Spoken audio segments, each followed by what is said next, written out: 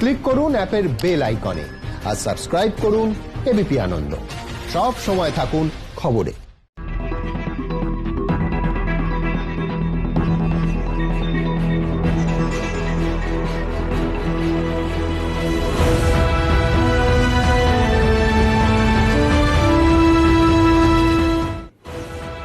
সেই 1926 সালে কাজী নজরুল ইসলাম লিখেছিলেন, ক্ষুধাতুর শিশু চায় না স্বরাজ, চায় দুটো ভাত একটু নুন। কিন্তু তা বলে এই 2019-এ স্কুলে পড়তে যাওয়া শিশুদের মিড ডে মিলেও জুটবে শুধু নুন আর ভাত। চুঁচুড়ার বালিকা বাণী মন্দিরে পড়ুয়াদের নুন ভাত খাওয়ার ছবি একেবারে হাটে হাড়ি ভেঙে দিয়েছে। চোখে আঙুল দিয়ে দেখিয়ে দিয়েছে মিড ডে মিলের হাঁড়ির হাল, যেখানে অনিয়মই নিয়মে পরিণত হয়েছে। কোথাও ঝোল আর জলের পার্থক্য করা মুশকিল, কোথাও বরাদ্দ টাকা যথারীতি খরচ হয়েছে দেখানো হলেও পড়ুয়াদের খাবারই জোটে না। আজ আপনাদের দেখাবো মিড ডে মিল ব্যবস্থার এই করুণ দশা। এর পাশাপাশি শোভন বৈশাখী এখনো শিরোনামে। রাজ্য বিজেপি দফতরের শোভন চট্টোপাধ্যায়ের সংবর্ধনা অনুষ্ঠানের আমন্ত্রণপত্রে বৈশাখী বন্দ্যোপাধ্যায়ের নাম না থাকা নিয়ে বিতর্ক বেঁধেছে। তা নিয়ে দিলীপ ঘোষ বলছেন, শোভন বৈশাখী তো ভাতের সঙ্গে ডালের মতোই, তবে ডাল ভাতের আগে আর চোখ রাখবো নুন ভাতের দিকে, কারণ তার সঙ্গে সরাসরি যুক্ত শিশুদের অপুষ্টি।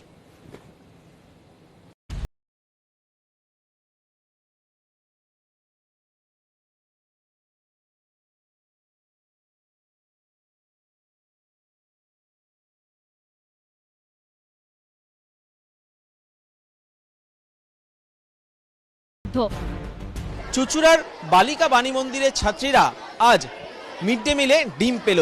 দুপুরের খাবার শুরু হয়েছে। গতকালই যে পরিস্থিতি ছিল যে নুন ভাত দেওয়া হচ্ছিল ছাত্রীদেরকে, সেই পরিস্থিতি থেকে কিছুটা উন্নতি হয়েছে। আজকে ডাল সিদ্ধ এবং ডিম সিদ্ধ তাদেরকে দেওয়া হয়েছে ভাতের সঙ্গে। ফেনা ভাত, ডাল আর ডিম। কাল তো ছিল না, কালকে ভাত আর নুন ছিল। এদিন সকালে স্কুলে আনা হয় 300টি ডিম, কিন্তু ডিম রান্না করা নিয়ে আবার তৃণমূল পরিচালিত চুঁচুড়ার পুরপ্রধান তথা স্কুল পরিচালন সমিতির সভাপতির সঙ্গে বিবাদে জড়ান শিক্ষিকারা।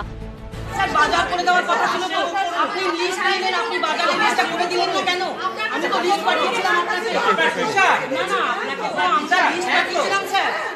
লিস্ট অনুযায়ী বাজার এলেন না কেন? শেষমেশ ডিম সিদ্ধ করে দেওয়া হয় পড়ুয়াদের।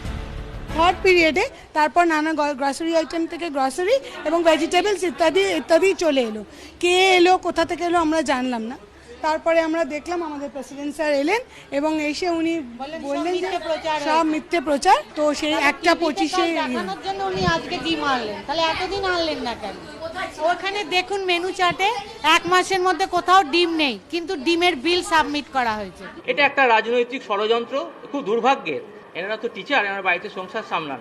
সেখানে বাজার যদি ফুরিয়ে যায় তো বাড়ির যে কর্তা তাকে তো বলতে হয় বাজারে এই জিনিসটা নেই, তুমি বাজার যাচ্ছ এটা আনবে।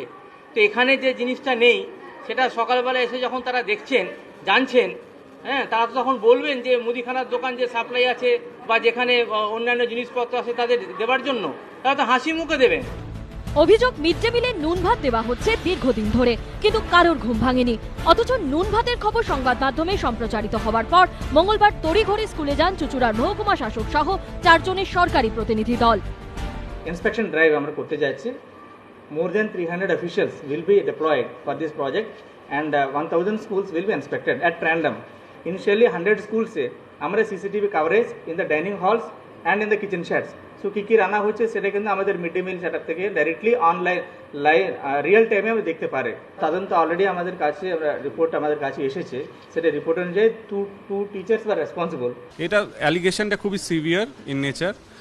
আর এটা যদি আমরা দেখি evidence, on the basis of evidence এগুলো ঘটেছে, তাহলে আমরা এগেনস্ট দ্য অ্যাকিউজড পারসনস আমরা প্রসিডিং ড্র করব। সোমবার চুঁচুড়ার এই স্কুলে ছুটে এসেছিলেন বিজেপি সাংসদ লকেট চট্টোপাধ্যায়, আর এদিন মেনুতে ডিম ফেরার পর কটাক্ষ করতে ছাড়েননি তিনি। এতদিনে সবাই টনক নড়ল, এতদিনে সবাই নড়ে চড়ে বসছে, কারণ এখন জিনিসটা ধরা পড়ে গেছে। সেটাকে ধামাচাপা দেওয়ার জন্য কতটা আরো বেশি বড় স্ক্যাম যাতে ধরা না পড়ে তার জন্য পুরোপুরিভাবে এখন তারা দেখানোর চেষ্টা করছে। আমার তো মনে হয় বাংলার বেশিরভাগ স্কুলে এই ধরনের গাফিলতি আছে, এই ধরনের জিনিস চলে। শুধু হুগলি নয়, পুরো বাংলার সব স্কুলে তদন্ত হোক। 2018-19-এ এফসিআর কাছে টাকা পাই 257 কোটি টাকা। এই দুটো আমাদের বকেয়া টাকা, মানে 2017-18 থেকে টাকা বকেয়া রেখে দিয়েছেন, টাকা দেয়নি।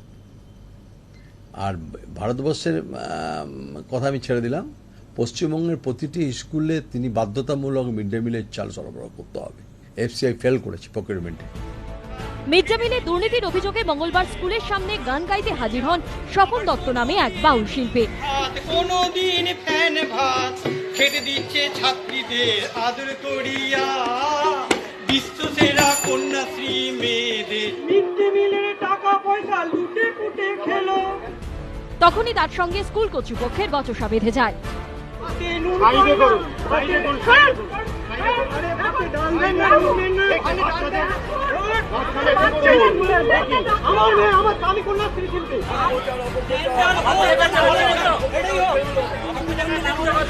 বাচ্চাগুলো বেরোচ্ছে, ঢুকছে, কি আওয়াজ হচ্ছে, আমার কোনো আপত্তি নেই, উনি গান করছেন, করবেন। স্কুল কর্তৃপক্ষ যখন বাউল শিল্পীর সঙ্গে ঝামেলায় ব্যস্ত, তখন মিড ডে মিল নিয়ে ক্ষোভে ফেটে পড়েন অভিভাবকরা। হ্যাঁ, সেটা দেওয়ার কথা দিচ্ছে না কিসের জন্য জানি না, তবে আমাদের মিড ডে মিলের সাথে সাথে বেঞ্চের দরকার, পাখারও দরকার। স্কুলে মেয়েরা খুব অসুস্থ হয়ে পড়ছে। এটা এখন কি বলবেন, রাজনীতি, দুর্নীতি। 2018 সালে জেলা সেরা বিদ্যালয় সম্মাননা পুরস্কার পেয়েছিল এই স্কুল, আর সেই স্কুলেই কিনা মিড ডে মিলে নুন ভাত। অবশেষে সমালোচনার ঝড় ওঠার পর নড়ল টনক। সমিত সেনগুপ্ত, সৌরভ বন্দ্যোপাধ্যায়ের রিপোর্ট, এবিপি আনন্দ। চেস ক্লকের এই ফরম্যাটে আমি একদম শুরুর অংশে ডেকে নেব দেবনারায়ণ সরকার এবং রাজু বন্দ্যোপাধ্যায়কে। আমার প্রথম প্রশ্ন দেবনারায়ণ বাবুর কাছে থাকবে একেবারে পরিসংখ্যান, ডেটা দিয়ে। কি সেই পরিসংখ্যান? এই রাজ্যে 1,45,00,000 ছাত্রছাত্রীর মিড ডে মিল পাওয়ার কথা। 60% টাকা আসবে কেন্দ্র থেকে, 40% আসবে রাজ্য থেকে। ছাত্রপিছু রান্নাবান্নার খরচ 4 টাকা 35 পয়সা। এছাড়া ভারত সরকারের ফুড কর্পোরেশন অফ ইন্ডিয়া থেকে 100 গ্রাম করে চাল প্রি প্রাইমারি থেকে ক্লাস 5 পর্যন্ত এবং ক্লাস 6 থেকে 8 পর্যন্ত 6 টাকা 51 পয়সা এবং 150 গ্রাম চাল মাথা পিছু। কালকে হাতে নাতে চুরি ধরা পড়লো, এবং একটা জায়গায় নয়, এই বিভিন্ন ধরনের চুরি রাজ্য জুড়ে হচ্ছে। কিভাবে হচ্ছে আমি দর্শকদের জন্য আগে একটু ব্যাখ্যা করে দিচ্ছি। বরাদ্দ কম, বরাদ্দ ঠিক সময় আসে না, এই সমস্ত হচ্ছে নির্জলা মিথ্যে কথা। কেন বরাদ্দ কম বললে মিথ্যে কথা? এই জন্য বলা হয় যে এই 4 এবং 6 টাকাটা থেকে চুরি হচ্ছে। 1, উপস্থিত ছাত্রছাত্রীর সংখ্যা দেবনারায়ণবাবু বেশি দেখিয়ে। 2, উপস্থিত ছাত্রছাত্রীর একেবারে সরাসরি, এটা হচ্ছে টাকার ক্ষেত্রে চুরি। ভদ্রেশ্বরের অভিযোগ কিছুদিন আগে এবিপি আনন্দ বারবার দেখাচ্ছিল যে এই ফুড কর্পোরেশন অফ ইন্ডিয়ার চালটা চুরি করে খোলা বাজারে বিক্রি হচ্ছে। 2, সরকারি খাতায় 3, যে দেখানো হচ্ছে রোজ ডিম ভাত দেওয়া হচ্ছে, সোয়াবিন ভাত দেওয়া হচ্ছে। আমার কাছে এই মুহূর্তে একটা তালিকা আছে, তাতে মেনু চার্ট শুনলে আপনারা চমকে উঠবেন। সোমবার ভাত, সবজি ডাল, গোটা ডিম সেদ্ধ। মঙ্গলবার ভাত, মুগ বা মুসুর ডাল, আলু ভর্তা। বুধবার তার সঙ্গে সোয়াবিনের তরকারি। বৃহস্পতিবার ভাত, আলু মটর ঘুগনি। শুক্রবার ভাত, লাউ বড়ি অথবা সবজি তরকারি। আর শনিবার খিচুড়ি, গোটা ডিম সেদ্ধ। কাগজে পত্রে বিশ্বাস করুন একেবারে এই রকম প্রায় লোভনীয় একটা মেনু উপস্থিত করা হচ্ছে। সেই অনুযায়ী টাকাও খরচ হচ্ছে। আর ছাত্রছাত্রীরা কি পাচ্ছে? নুন ভাত। আমি বলছি দিনে দুপুরে আমরা চুরি করছি কি? শিশুদের পুষ্টি। কোন শিশুদের? যারা হচ্ছে দেশের ভবিষ্যৎ। আমি বলছি যে এটা আমাদের করের টাকায় হচ্ছে 1 নম্বর। আর 2 হচ্ছে এই টাকার ভাগটা, বকরাটা, এটা কোথায় যাচ্ছে দেবনারায়ণ বাবু? আপনার সময় শুরু এখন। শরৎচন্দ্রের শেষ প্রশ্নে শরৎচন্দ্র এক জায়গায় লিখেছিলেন, মানুষের মৃত্যু আমার বড় আঘাত করে না, আঘাত করে মনুষ্যত্বের মৃত্যু ঘটলে। আপনি যে কথাটা বললেন সত্যি একটা মনুষ্যত্বের মৃত্যু। যারা করেছে, যারা করছে, আমি সরকারকে বলবো যে এদের দৃষ্টান্তমূলক শাস্তি দিতে হবে। 2, আর একটা কথা আমাকে বলতে হবে, আজকে আপনি সত্যি আজকে কি বলেছে, প্রাইমারিতে 4 টাকা 35 একজন পিছু, আর আপার প্রাইমারিতে 6 টাকা 51। একদম। আচ্ছা, আবার দেখুন মনমোহন সিংয়ের সরকারের শেষ লগ্নে 13-14তে বাজেটে খরচ হয়েছিল 13,215 কোটি টাকা। এই সরকার 30% থেকে 25% কমিয়েছে। শেষ বেশি খরচ হয়েছে 9,949 কোটি টাকা, 26%। মাথা পিছু সংখ্যাটা বাড়া কমার ইস্যুটা নয় কিন্তু কেন্দ্রীয় আপনি বলছেন সামগ্রিক বরাদ্দ, আমি বলছি মাথা পিছু চুরি হচ্ছে। না না, ঠিক সেটা তো কথা। এই যে ছবিগুলো দেখাচ্ছি কারণ কেন্দ্র সরকারের বরাদ্দ কমে যাওয়া না, আমি কথাটা হচ্ছে দুর্নীতি, চুরি। না যে নীতি বাক্য আজকে বলছে, আজকে কেন্দ্রীয় সরকার যদি 26 থেকে 30% কমায়, নীতি শিক্ষা দিয়েছে তো তাদেরও তো নীতি শিক্ষা the only thing that will redeem mankind is cooperation. Bertrand Rasel বলেছিল সব থেকে গুরুত্বপূর্ণ জিনিস যেটা মানবতাকে পুনরুদ্ধার করবে সেটা হলো সহযোগিতা। আজকে কেন্দ্র কি সহযোগিতা করছে? এই কেন্দ্রের এই নীতির বিরুদ্ধে একটা আন্দোলন হয়েছে। আর একটা কথা শুনুন, এই টাকাটা কেন্দ্র কখন পাঠায়? আমি ধরে নিচ্ছি কেন্দ্রের নীতি ভুল, পাঠায় তার চুরি করব, 5 মাস। এটা সমর্থন করছি না। প্রথম কথায় আমি উত্তর আপনাকে দিয়েছি, যারা করছে আমি তো প্রথম উত্তর আপনাকে দিয়েছি। মানুষের মৃত্যু বড় কথা নয়, মনুষ্যত্বের মৃত্যু, সে শরৎচন্দ্রের বক্তব্য থেকে বলেছি। কিন্তু আমি যে কথাটা বলবো, যারা আজকে নীতি শিক্ষা, যাকে হিউম্যান মানে ইন্ডেক্স, তারপরে হাঙ্গার ইন্ডেক্স, যেখানে 2013-14-13 ছিল 63তম ভারত, সেটা 103তম, 40% নেমে গেছে। এইটা বুঝতে হবে। আজকে হাঙ্গার ইন্ডেক্স 40তম র্যাঙ্ক আমরা হারিয়েছি। কেন্দ্রকে বুঝতে হবে, আমি রাজ্যের যে ক্ষতিটা কেন্দ্রকে বুঝতে হবে। পয়েন্ট টেকেন, আপনার সময় শেষ। আমি রাজুর কাছে যাব, কিন্তু তার আগে আপনাদের দেখাবো বাস্তব ছবিটা।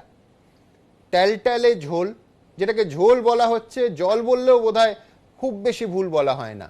এবং কোনো দিন যারা খাবার দেবেন তারা আসেননি, সেই জন্য গোটা দিন ছাত্রছাত্রীদের না খেয়ে থাকতে হচ্ছে আমাদের এই রাজ্যে একাধিক বিদ্যালয়।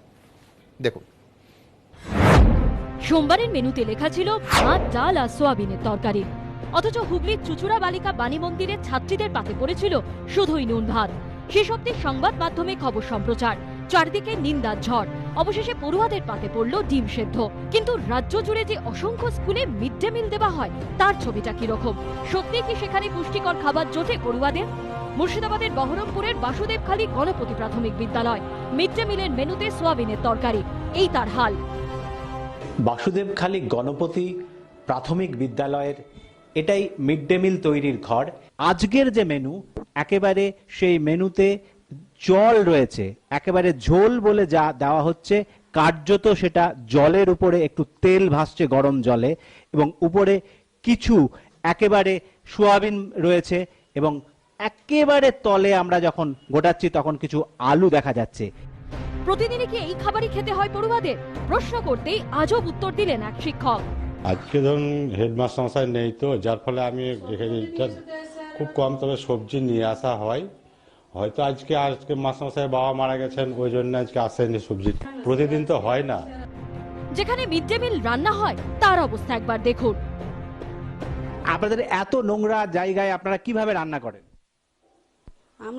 আমরা এই সপ্তাহে রান্না করছি, আমরা ঝুলঝুড়ে যায় যারা, তারা পরে আবার রান্না করে, তারা ধরেন সেরকম পরিষ্কার করে না। এবার ধরেন ওদেরকে যা বলবো তা ওরা বলবে যে আমরা পরিষ্কার করি, এরকম ঠেলাঠালি হয় এরকম। পুরুলিয়ার রঘুনাথপুর হাই স্কুল, 130 জন পড়ুয়া নিয়মিত এখানে মিড ডে মিল খায়, অথচ মঙ্গলবার বাড়ি থেকে থালা বোতলে করে জল আনলেও মিড ডে মিল জোটেনি এই পড়ুয়াদের। মিড ডে মিল খেয়েছো? না।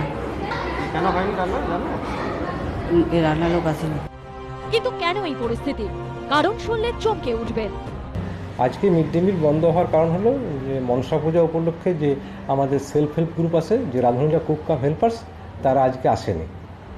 দুর্গাপুর পুরসভার 1 নম্বর ওয়ার্ডের কমলপুর অবৈতনিক প্রাথমিক বিদ্যালয়, গত কয়েকদিনে এই এলাকার প্রায় 50 জন বাসিন্দা ডায়রিয়ায় আক্রান্ত। ইতিমধ্যে 2 জনের মৃত্যুও হয়েছে। এই অবস্থায় মঙ্গলবার এই স্কুলে গিয়ে দেখা গেল শিশুদের মিড ডে মিলের রান্না হচ্ছে কুয়োর জল দিয়ে।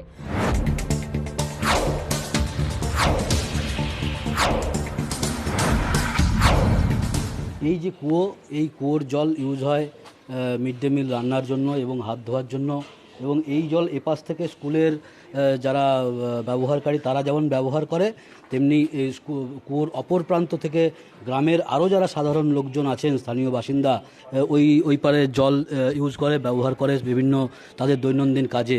জল আমাদের এখানে কুয়োর জল খেয়ে 2 জন মারা গেছে, জানেন? হ্যাঁ, একটু শুনেছি যে 2 জন মারা গেছে এরকম ডায়রিয়া। ভয় লাগে, তো আমরা মাঝে মাঝে ওষুধ দিই। স্কুলে রয়েছে পুরসভার কল, কিন্তু অভিযোগ তাতে জল আসে না, তাই বাধ্য হয়ে কুয়োর জল। খাবার জন্য আনি ঘর থেকে, সেই জল শেষ হয়ে গেলে কুয়ার জল খাই। এখানটা উঁচু বলে নাকি জলটা রিসেন্ট বেশ কিছুদিন ধরে আসছে না ভালো করে জল, ওটা স্টোর করে রাখতে পারছে না ওরা। নাহলে এমনি চৌবাচ্চা আছে রান্নাঘরের মধ্যে। ওই খবরটা আমরা যখন পেলাম, তারপর থেকে আমরা ওদের বলে দিয়েছি যে তোমার বাড়ি থেকে খাবার জলটা নিয়ে আসবে, পানীয় জল যেটা বোতলে করে নিয়ে আসতে বলেছি। বহরমপুরের সদর দক্ষিণ চকের লোকপুর প্রাথমিক বিদ্যালয়, মিড ডে মিলের মেনুতে ভাত, ডাল আর আলুর তরকারি, কিন্তু সেই ডালে নাকি জল বেশি, তরকারিতে আলু কম। ডালটা খুবই পাতলা, জলের মতো। আর সোয়াবিন আলু তরকারি প্রতিদিন এক তরকারি, ভালো করে খেতে চায় না। ওই বন্ধু বান্ধবের সঙ্গে একটু খেলো, হয়তো ফেলে দিল। শোনেন, আমাদের আগে দিত 4 টাকা 13 পয়সা, এখন 4 টাকা 35। এই গত মাস থেকে 4 টাকা 48 পয়সা হয়েছে। আমাদের একটা ডিম কিনতে হয় 5.5 টাকা 6 টাকায়, এখন 5 টাকা চলছে। রাজ্যে রাজ্যে হাজার হাজার স্কুল, কবে কোথায় খাবারের মান নিয়ে সংবাদ সম্প্রচারিত হবে, তবে কি হাল ফিরবে? প্রশ্ন অভিভাবকদের। এবিপি আনন্দ।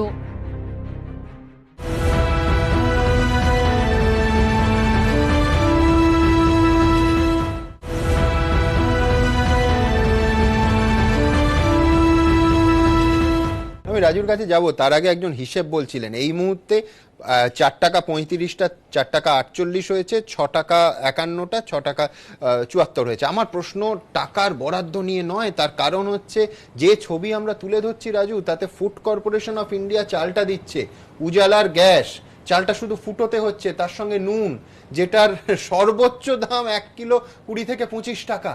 আমি বলছি এ তো দিনে দুপুরে চুরি। যারা রান্না করছে, বরাদ্দ নিয়ে এত কথা বলছেন, যারা রান্না করছে প্রতি মাসে তারা 1,500 টাকা পাচ্ছেন। বাসনপত্র কেনার জন্য 3 বছর অন্তর 5,000 টাকা দেয়া হচ্ছে। রাজ্য সরকারের তরফ থেকে থালা, গ্লাস ইত্যাদি যোগানো হচ্ছে। রান্নাঘর তৈরির জন্য এককালীন 2 লক্ষ টাকা, ডাইনিং হলের জন্য 4 থেকে 5 লক্ষ টাকা দেয়া হচ্ছে। অথচ চুঁচুড়ায়, শহরের বুকে, কলকাতা শহরের আশেপাশে স্কুলগুলোর হাল যে কোনো একদিন গিয়ে দেখা যাবে। আমি বলছি রাজুরা, রাজ্য বিজেপি কাটমানি নিয়ে এত চিৎকার চেঁচামেচি করে, এ তো কাটমানি ডাবল। 43-এর মন্বন্তরে ফ্যান ভাতের কথা শোনা গেছিল, নুন ভাতের কথা শোনা গেছিল, শিশুদের খাবার নিয়ে 2019-এ এই কথা শুনতে হবে কেন? রাজুর সময় শুরু এখন। দেখুন, লুট চলছে পশ্চিমবঙ্গে, দিনের পর দিন লুট চলছে। আর আমরা যখন বলতে গেছিলাম আমাদের চেপে দেওয়া হয়েছিল। দেখুন, বাচ্চাদের মুখের থেকে খাবার কেড়ে নিচ্ছে, এর থেকে লজ্জার আর তৃণমূলের মমতা ব্যানার্জির কিছু হতে পারে? দ্বিতীয় কথা হচ্ছে, আপনারা মনে করুন, দেখুন আধার কার্ড যখন লিঙ্কিং করার কথা বলেছিল কিছুদিন আগে, কে চেঁচিয়েছিল সেদিন সব থেকে বেশি? মুখ্যমন্ত্রী মমতা ব্যানার্জি। আর তার কারণ আপনারা আজকে বুঝতে পারছেন। একটা স্কুলের নাম, একটা ছাত্রের নাম 4খানা 5খানা স্কুলে ঘুরে বেড়াচ্ছে, আর তার নামে টাকা উঠে যাচ্ছে। বিরাট র্যাকেট একটা কাজ করছে, আর তার সাথে যুক্ত আছে তৃণমূলের নেতা নেত্রীরা, তার সাথে যুক্ত আছে। আর এই টাকাটা দেখুন উঁচু মহলে যাচ্ছে। আপনারা তৃণমূল বলছেন, কিন্তু বাস্তব কথা হচ্ছে যে এই লোকাল কাউন্সিলরের লোকজন এই খাবারটা প্রোভাইড করে। আপনি শুনলেন, এসে বলছেন যে দিন কেমন জানেন না। আমরা বলেছি দীর্ঘদিন, কিন্তু বাস্তব কথা হচ্ছে যেটা বারবার বলছি, এই যে উঁচু স্তরের নেতা নেত্রী, এদের ধরলে হবে না। আসল যদি আপনাকে ধরতে হয় তাহলে মমতা ব্যানার্জির পরিবারকে ধরতে হবে, কারণ কাটমানিটা ওখানে গেছে। আর দেবনানন্দার যেটা চিন্তা যে টাকা কমিয়ে দিয়েছে, স্বাভাবিক আছে, তৃণমূলের লোক আছে, টাকা কমে গেলে তো ওই কালীঘাটেও টাকা কম যাবে।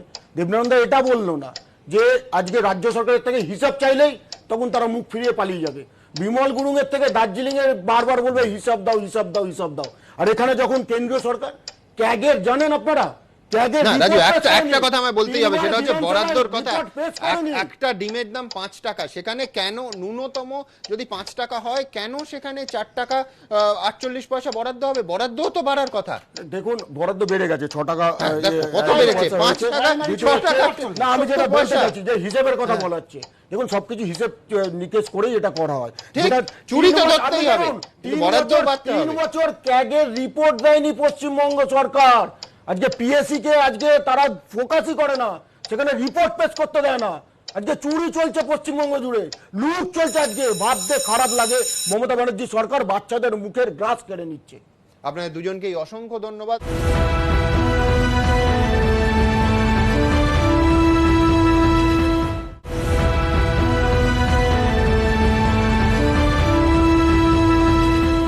আমি দ্রুত একবার এইখানে দেখাতে চাইবো যে দীর্ঘদিনের আন্দোলন এবং অর্থনীতিবিদদের নানা বিতর্ক, অর্থনীতিবিদদের পরামর্শের ফসল হচ্ছে সুপ্রিম কোর্টে 2001-এর সেই ঐতিহাসিক রায়, যাতে মিড ডে মিল নিশ্চিত হলো আমাদের এই দেশে। আর একটার পর একটা ছবি, দুরবস্থার ছবি তারপর থেকে আমাদের সামনে আসতে লাগলো। দুর্ভাগ্য, আবার বলছি, দেখুন। নিন্দার ঝড় ওঠার পর হুগলির চুচুড়া স্কুলে মিড ডে মিলের মেনুতে নুন ভাতের জায়গায় ফিরেছে ডিম। কিন্তু চুচুড়ার পাশে ভদ্রেশ্বরের পাইকপাড়া সর্বদা বিদ্যালয়ে আবার অন্য ছবি। এখানে আবার ভাতটুকুও নাকি পর্যাপ্ত পরিমাণে মেলে না। অভিযোগ, মোট পড়ুয়া 90 জন, অথচ প্রতিদিন মাত্র 1.5 থেকে 2 কেজি চালের ভাত রান্না হয়, অর্থাৎ পাতের এক কোণে পড়ে থাকা কয়েকটা ভাতের কণা। हमारे बच्चा का खाना ठीक से नहीं देता है, बाथरूम साफा कराता है, वो करता है। 40 आदमी 1.5 किलो में खा लेगा। बच्चा बोलता है नीमक बाद में रहा है। শিক্ষক যা বলছেন তা আরো ভয়ঙ্কর। এত ভেজিটেবলসের পরিমাণ কম, 1.5 কেজি আলুতে 40টা বাচ্চা সেদিন প্রেজেন্ট ছিল, তাদের রান্না হয়। অনেক বাচ্চা নুন তেল ভাত খেতে বাধ্য হয়। সেটা যখন আমি বলতে যাই হেডমিস্ট্রেসকে, পিআইসিকে, উনি আমার সঙ্গে ঝগড়া করেন। নদিয়ার কৃষ্ণনগর 2 নম্বর ব্লকের বাহাদুরপুর পূর্বপাড়া প্রাথমিক বিদ্যালয়ে আবার আরেক কাণ্ড। অভিযোগ, সোমবার স্কুলের একমাত্র ট্যাপ কলে জল আসেনি, তাই মিড ডে মিল রান্নাই হয়নি। আর এই প্রসঙ্গে ভিডিওর বক্তব্য শুনলে আরো চমকে উঠবেন। আমি জানি যে আর্সেনিক যুক্ত কল, কিন্তু ব্যাপার হচ্ছে যে ওর পাশে একটা গঙ্গা অ্যাকশন প্ল্যানের যে একটা পাইপলাইনের মাধ্যমে যে জলের ব্যবস্থা ওখানে রয়েছে, মুশকিলটা হচ্ছে ওখানে যারা ইউজার যারা আর কি লোকালের লোক, তারা কিন্তু ওই জলটা নেওয়ার ক্ষেত্রে বাধা সৃষ্টি করছে। অথরিটির সঙ্গে কথা বলছি যাতে ওখানে একটা আর্সেনিক মুক্ত টিউবওয়েল বসানো যায়। মিড ডে মিল নিয়ে অভিযোগ নতুন নয়, অতীতে ভুরি ভুরি উঠেছে এই ধরনের অভিযোগ। কখনো হাওড়ায় মিড ডে মিলের চালে কিলবিল করছে পোকা, কখনো ঝাড়গ্রামের অঙ্গনবাড়ি কেন্দ্রে পোকা ধরা চাল ডালে মিড ডে মিলের রান্নার অভিযোগে বিক্ষোভে বসেছেন অভিভাবকরা। তো কখনো আবার মিড ডে মিলে পোকা মেলার অভিযোগে মুর্শিদাবাদের হরিহর পাড়ায় বিক্ষোভে ফেটে পড়েছেন অভিভাবকরা। শিশুদের স্বাস্থ্য নিয়ে কার্যত ছিনিমিনি খেলার অভিযোগ উঠেছে। বাচ্চাদের ক্ষেত্রে যেহেতু 3 বছরের পর থেকে 10-11 বছর অবধি পুষ্টিকর খাবারের থেকে আমরা যেটা বলতে পারি সেটা হচ্ছে সুষম খাদ্য। এই খাদ্যটা এমন হবে যে খাদ্যতে অ্যাডিকুয়েট পরিমাণে কার্বোহাইড্রেট থাকবে, প্রোটিন থাকবে, ফ্যাট থাকবে, মিনারেলস থাকবে, ভিটামিন থাকবে, এবং যেটা বাচ্চার বয়স অনুযায়ী বাচ্চার গ্রোথকে হেল্প করবে, যাতে বাচ্চাদের সঠিকভাবে মস্তিষ্কের বিকাশ, বুদ্ধির বিকাশ, সঠিকভাবে গ্রোথ বা বৃদ্ধি যেটা ঠিকঠাক করে হয়। সেটা কিন্তু নুন ভাত দিয়ে কোনো মতেই সম্পূর্ণ করা যায় না। পুষ্টির ঘাটতি মেটানোর পাশাপাশি মিড ডে মিল চালুর পিছনে সরকারের উদ্দেশ্য ছিল স্কুলের প্রতি পড়ুয়াদের আগ্রহ বাড়ানো। কিন্তু খাবারের মান নিয়ে বারবার প্রশ্ন ওঠায় কতটা পূরণ হয়েছে সেই লক্ষ্য? যত টাকাই আসুক, দুর্নীতি যতদিন থাকবে এর কোনো রেহাই নেই, এবং কাটমানি, তোলাবাজি এগুলো যতদিন চলবে, সেটা কোনো দল করুক বা নাই করুক, ব্যক্তিরাও করে, ব্যক্তি দলের সঙ্গে থাক বা নাই থাক, নিরপরাধ শিশুদের প্রতি এই বঞ্চনা, গরিবের প্রতি এই বঞ্চনা, এটা যাবে না। দুর্নীতির মূলোচ্ছেদ না করতে পারলে কিচ্ছু হবে না। ফের যখন রাজ্য জুড়ে মাথাচাড়া দিয়ে মিড ডে মিল বিতর্ক, তখন শিক্ষামন্ত্রীর গলায় শোনা গেছে আশ্বাসের সুর। মিড ডে মিল নিয়ে কোনো অবস্থাতেই ছাত্রছাত্রীরা তাদের ক্ষুধার যে অন্ন, সে অন্নতে যদি কেউ গড়মিল করে, তাদের বিরুদ্ধে আমি আগেও বলেছি, মমতা বন্দ্যোপাধ্যায় প্রতিদিনই বলেন, কঠোর ব্যবস্থা নেওয়া হবে। কিন্তু এর থেকেও আমি বড় কথা বলবো যে মিড ডে মিলের যে প্রাপ্য কেন্দ্রীয় সরকারের, সেটা দিচ্ছে না কেন? বর্তমানে মিড ডে মিলের জন্য প্রাক প্রাথমিক থেকে পঞ্চম শ্রেণী পর্যন্ত মাথা পিছু বরাদ্দ 4 টাকা 35 পয়সা, পড়ুয়া পিছু চাল বরাদ্দ 100 গ্রাম। ষষ্ঠ শ্রেণী থেকে অষ্টম শ্রেণী পর্যন্ত বরাদ্দ 6 টাকা 51 পয়সা, পড়ুয়া পিছু চাল বরাদ্দ 150 গ্রাম। নিয়ম অনুযায়ী মোট বরাদ্দ অর্থের 60% দেয় কেন্দ্র, আর বাকিটা দেয় রাজ্য। তবে বিজ্ঞপ্তিতে বলা হয়, রাজ্যের তরফে মোট বরাদ্দ অর্থের যে অংশ দেওয়া হয়, ইচ্ছে করলে রাজ্য সরকার সেটা বাড়াতে পারে। সারা পশ্চিমবাংলার গ্রামের অবস্থা এই আছে, মিড ডে মিল নাই, অঙ্গনবাড়ি চলছে না, লুটপাট হচ্ছে। এখন যেখানে এইরকম গিয়ে কেউ দেখছে, প্রশ্ন তুলছে, তখন সেখানে গিয়ে প্রলেপ দেওয়ার চেষ্টা হচ্ছে। এটা কোনো সমাধান হতে পারে না। সব জায়গায় চুরি, লুটপাট চলছে, এটা বন্ধ হওয়া দরকার।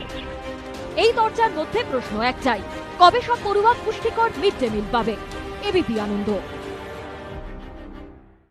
আপনারা দেখলেন বিডিও সাহেব বলছেন যে জানি ওই কলের জলে আর্সেনিক আছে, কিন্তু কি করব। আমরা বোধহয় সবাই ভুলে যাচ্ছি যে যাদের নিয়ে আমরা কথা বলছি সেই কচিকাচারা এই রাজ্যের, এই দেশের ভবিষ্যৎ। আমরা ভবিষ্যৎ প্রজন্মকে অপুষ্টির দিকে, অসুস্থতার দিকে বোধহয় প্রতিদিন ঠেলে দিচ্ছি। আমি আমার পরবর্তী অংশে আসব, সেটা কিন্তু বিশুদ্ধ রাজনীতি। যে বিশুদ্ধতা আমরা প্রতি মুহূর্তে খাবার থেকে শিশুদের ক্ষেত্রে পেতে চাই, বোধহয় একমাত্র রাজনীতির ক্ষেত্রে সেই বিশুদ্ধতা পাওয়া যাচ্ছে। যাই হোক, এই পর্যায়ে আমি ডেকে নেব প্রণয় রায় এবং বিজন সরকারকে, এবং আপনাদের দেখাবো যে বিজেপির পরবর্তী গেম প্ল্যান। জন্মাষ্টমী, নিঃসন্দেহে জন্মাষ্টমী আগেও পালিত হতো, এবার গেরুয়া শিবির যথেষ্ট বড় করে জন্মাষ্টমী পালনের পরিকল্পনা নিয়েছে। কি সেটা দেখাবো, তারপর প্রশ্নে আসবো। দেখুন, রামনবমী, হনুমান জয়ন্তীর পর এবার বিশাল আকারে জন্মাষ্টমী পালনে তোড়জোড় বিশ্ব হিন্দু পরিষদের, পাশে বিজেপি। আর এই প্রেক্ষাপটে দীঘায় গিয়ে সেখানকার জগন্নাথ মন্দিরকে পুরীর মন্দিরের আদলে পুনর্নির্মাণের ঘোষণা মুখ্যমন্ত্রীর। সব মিলিয়ে বঙ্গ রাজনীতিতে আরও একবার ধর্মের ছোঁয়া। শনিবার জন্মাষ্টমী, তার আগের দিন অর্থাৎ 23 তারিখ থেকে 25শে আগস্ট পর্যন্ত রাজ্য জুড়ে শ্রীকৃষ্ণের জন্মদিন পালন করবে বিশ্ব হিন্দু পরিষদ। ভিএইচপির তরফে জানানো হয়েছে রাজ্যের মোট 1,500 জায়গায় জন্মাষ্টমী পালন করা হবে। এর মধ্যেই উত্তরবঙ্গে 500টি জায়গায় এবং দক্ষিণবঙ্গের 1000 জায়গায় পালন করা হবে কৃষ্ণের জন্মদিন। এরই সঙ্গে রাজ্য জুড়ে বের হবে 500র বেশি শোভাযাত্রা। রামনবমী, হনুমান জয়ন্তীর পর এবার এই বিশাল আকারে জন্মাষ্টমী পালনের নেপথ্যে কারণ হিসাবে বিশ্ব হিন্দু পরিষদের দাবি, রাজ্য সরকারের নানা নীতির কারণে অপমানিত ও আতঙ্কিত হিন্দুরা, তাই জনজাগরণের উদ্দেশ্যে ঘটা করে জন্মাষ্টমী পালন করা হবে। দ্বিতীয়ত, বাংলার মানুষের খুব কাছের দেবতা শ্রীকৃষ্ণ, প্রত্যেকের বাড়িতেই তার মূর্তি থাকে। তৃতীয়ত, ঘটা করে রামনবমী পালন ও রাজ্য জুড়ে জয় শ্রীরাম স্লোগান ওঠার পর শাসক দল ও বিরোধীরা যেভাবে এটিকে অবাঙালিদের সংস্কৃতি বলে বিষয়টিকে বিচ্ছিন্ন করার চেষ্টা করেছে, সেই চিন্তাধারা ভুল প্রমাণিত করতেই এই সিদ্ধান্ত। বাংলায় জন্মাষ্টমী করার উদ্দেশ্য হচ্ছে ব্যাপক জনসংযোগ, আর এই ব্যাপক জনসংযোগের ফলে সমস্ত মানুষের মধ্যে যে জাগরণ আসবে, এরপরে আমরা একটা কর্মসূচি নিয়েছি হিতচিন্তক অভিযান। আমরা বাংলায় 2 লাখ এবারে হিতচিন্তক করব এবং আমাদের এই হিতচিন্তক অভিযান সফল হবে জন্মাষ্টমী সফলের মাধ্যমেই। বিশ্ব হিন্দু পরিষদের জন্মাষ্টমী কর্মসূচির পাশে রয়েছে বিজেপি। হিন্দুর জন্য কাজ করা, হিন্দুকে সংগঠিত করা, হিন্দু দেবদেবীর পূজার প্রসার করা, এটাই বিশ্ব হিন্দু পরিষদের কাজ। যে মনে প্রাণে মনে করে আমি হিন্দু দেবদেবীর সম্পর্কে যার বিশ্বাস আছে তার প্রত্যেকেরই যাওয়া উচিত আছে, সেটা এখানে কোনো রাজনীতির বিষয় নেই। পাল্টা গেরুয়া শিবিরের বিরুদ্ধে ধর্মের নামে রাজনীতির অভিযোগে সরব তৃণমূল সিপিএম। বিজেপি বাংলা দখল করতে চাইছে, বাঙালির হৃদয়কে দখল করবার চেষ্টা করছে না। ধর্মের নামে সুড়সুড়ি দিয়ে, জাতপাতের নামে বিভিন্ন ধর্ম সম্প্রদায়ের মধ্যে একটা বিভেদ তৈরি করে এরা চেষ্টা করছে শুধুমাত্র রাজনৈতিক স্বার্থ চরিতার্থ করতে। ধর্মের নামে যখন কেউ আস্ফালন করে, এটা রবীন্দ্রনাথের বাংলা আমরা এটা বলেছি, তারা আসলে ধর্ম নয়, ধর্মের মোহ তৈরি করে। এই ধর্মের মোহ যখন তৈরি হয় তখন প্রথমে তো এটা বলতে চায় না, কিন্তু প্রথমে একটা সম্পর্ক স্থাপন করতে চায় যেখানে যেন আপনার উপকারে ধর্ম কীভাবে লাগবে সেটা দেখানোর জন্য, তারপরে ধর্মটা কীভাবে অন্যের অপকারে কাজে লাগে তার ব্যবস্থাপত্র দেবে। এরই মধ্যে মঙ্গলবার দীঘায় জগন্নাথ মন্দির পরিদর্শন করেন মমতা বন্দ্যোপাধ্যায়। সেটি পুনর্নির্মাণের ঘোষণা করেন মুখ্যমন্ত্রী। জানান, এই মন্দির ভেঙে পুরীর জগন্নাথ মন্দিরের আদলে বড় মন্দির গড়ে তোলা হবে। উচ্চতা হবে পুরীর মন্দিরের সমান। 2 বছরের মধ্যে শেষ হবে কাজ।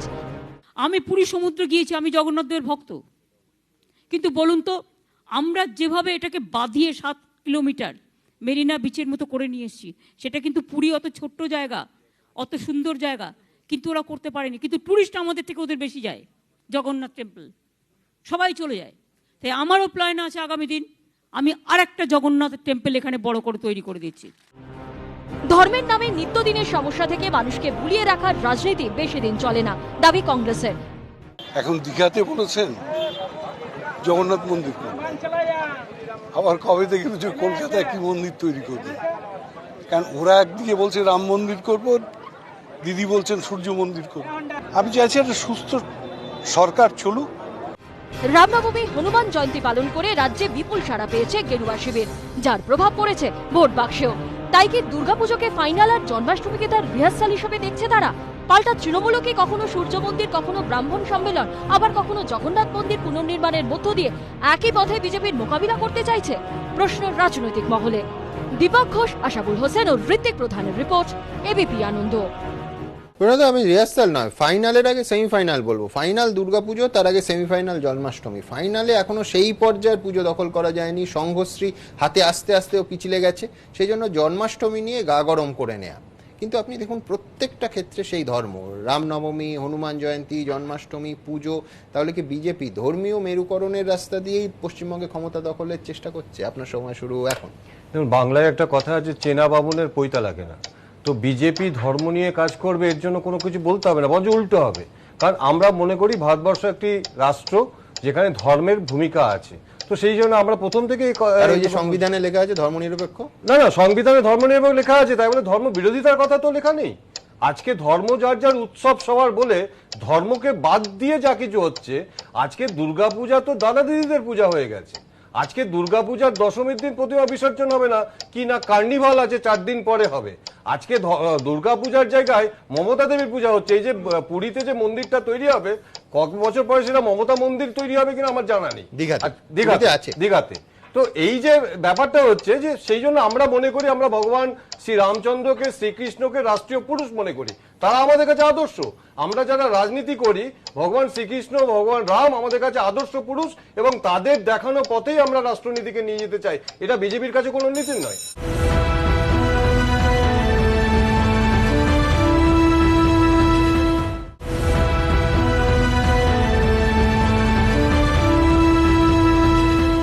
আর 2 নম্বর কথা হচ্ছে, বিশ্ব হিন্দু পরিষদ যে জন্মাষ্টমী পালন করছে আজ থেকে না, আজ থেকে 30 বছর 40 বছর যেদিন থেকে বিশ্ব হিন্দু পরিষদের প্রতিষ্ঠা হয়েছে সেদিন থেকেই বিশ্ব হিন্দু পরিষদ এটা করে, সারা দেশ জুড়ে করে। ভারতীয় জনতা পার্টির যারা সদস্য, হ্যাঁ, কিন্তু উদ্দেশ্য ধর্ম নয়। উনি নিজেই বললেন, আপনি শুনলেন বিশ্ব হিন্দু পরিষদের তরফে যে উদ্দেশ্য ব্যাপক জনসংযোগ। একদম। তার কারণ হচ্ছে, দেখুন, প্রত্যেকটা সংগঠনেরই একটা জনসংযোগ করার পদ্ধতি আছে। বিশ্ব হিন্দু পরিষদ যখন এই প্রোগ্রামটা করে, এই প্রোগ্রামের মাধ্যমে যারা সংগঠিত হয় তাদেরকে আস্তে আস্তে বিশ্ব হিন্দু পরিষদের হিতচিন্তক হিসেবে তারা গ্রহণ করে। এর মধ্যে অসুবিধা তো কিছু নেই। কিন্তু যারা ধর্মকে উৎসবে পরিণতকে, ধর্মকে ভুলিয়ে দেওয়ার চেষ্টা করছে, যারা ধর্মের দুর্গাপূজার যে আচার আচরণকে বাদ দিয়ে কেবলমাত্র কার্নিভাল নিয়ে যাওয়ার চেষ্টা করছে, আমরা তার বিরোধিতা করছি। আমরা বাঙালির দুর্গাপূজাকে দুর্গাপূজা হিসেবে করতে চাই, দাদা দিদিদের পূজা করতে চাই না। তার জন্য আমরা যেটা করছি যে ধর্মীয় রীতিনীতি মেনে সবাই আকাশ ঝান্ডাকে সরিয়ে দেয়। বেশ, আপনার সময় শেষ, আমি বিজনের কাছে যাব। তার আগে দেখব এই ধর্মের রাজনীতির বাইরে তৃণমূল একটা নতুন পরিকল্পনা করছে। পরিকল্পনাটা 8 চালা ঘিরে। শহরের মানুষ ভাবছেন যে 8 চালা সেটা আবার কি।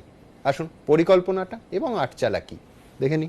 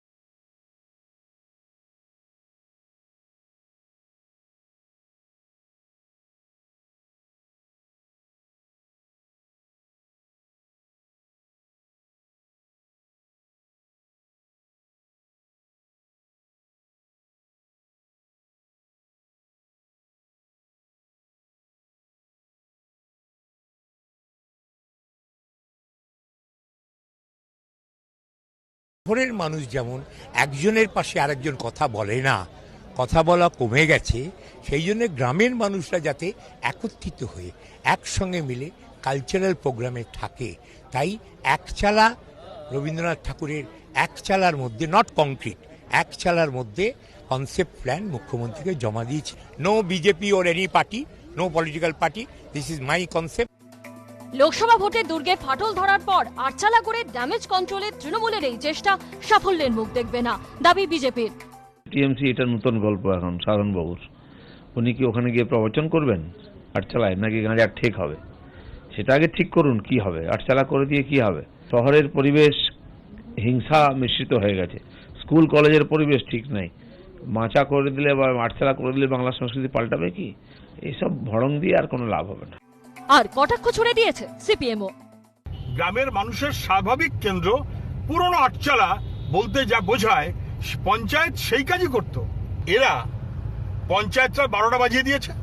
যদি সরকারের টাকা খরচ করে 8 চালার নামে মানুষের ওপরে এই আরেকটা বাড়তি কেন্দ্র তৈরি করে ভোট লুটের কেন্দ্র করতে চায়, তাহলে মানুষ জড়ো হয়ে 8 চালা ভেঙে দেবে। প্রথমে প্রশান্ত কিশোরকে আনা, তারপর দিদিকে বলো ফোন নম্বর, এবার গ্রামে গ্রামে 8 চালা। জনতার মন জয় শাসকের এই চেষ্টা কি সফল হবে? উত্তর মিলবে ভোটের ফলে। আশাবুল হোসেন ও অর্ণব মুখোপাধ্যায়ের রিপোর্ট, এবিপি আনন্দ।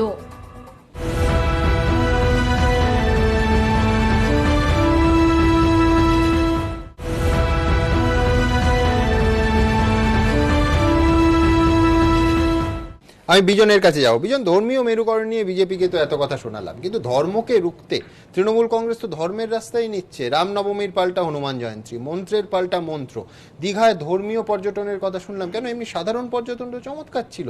পুরীতে জগন্নাথ ধাম মন্দির আছে, সেই জন্য দীঘাতেই জগন্নাথ মন্দির করার, মানে আমি বলছি জগন্নাথ দেব কিংবা জগন্নাথ ধামের কি কোনো ক্লোন হয় আমি জানি না। আর ধর্ম দিয়ে ধর্মকে রোখা যায় কি? রাহুল গান্ধী তো অনেক চেষ্টা করলেন মন্দিরে গিয়ে গিয়ে পইতে দেখিয়ে। রাহুল গান্ধী পারেননি, তৃণমূল পারবে? বিজনের সময় শুরু এখন। ধর্মকে দিয়ে ধর্ম আটকানো নয় বিষয়টা। আমি আটচালাতে প্রথম আসি। আটচালার যে কনসেপ্ট সেটা আমার খুব সুন্দর লেগেছে।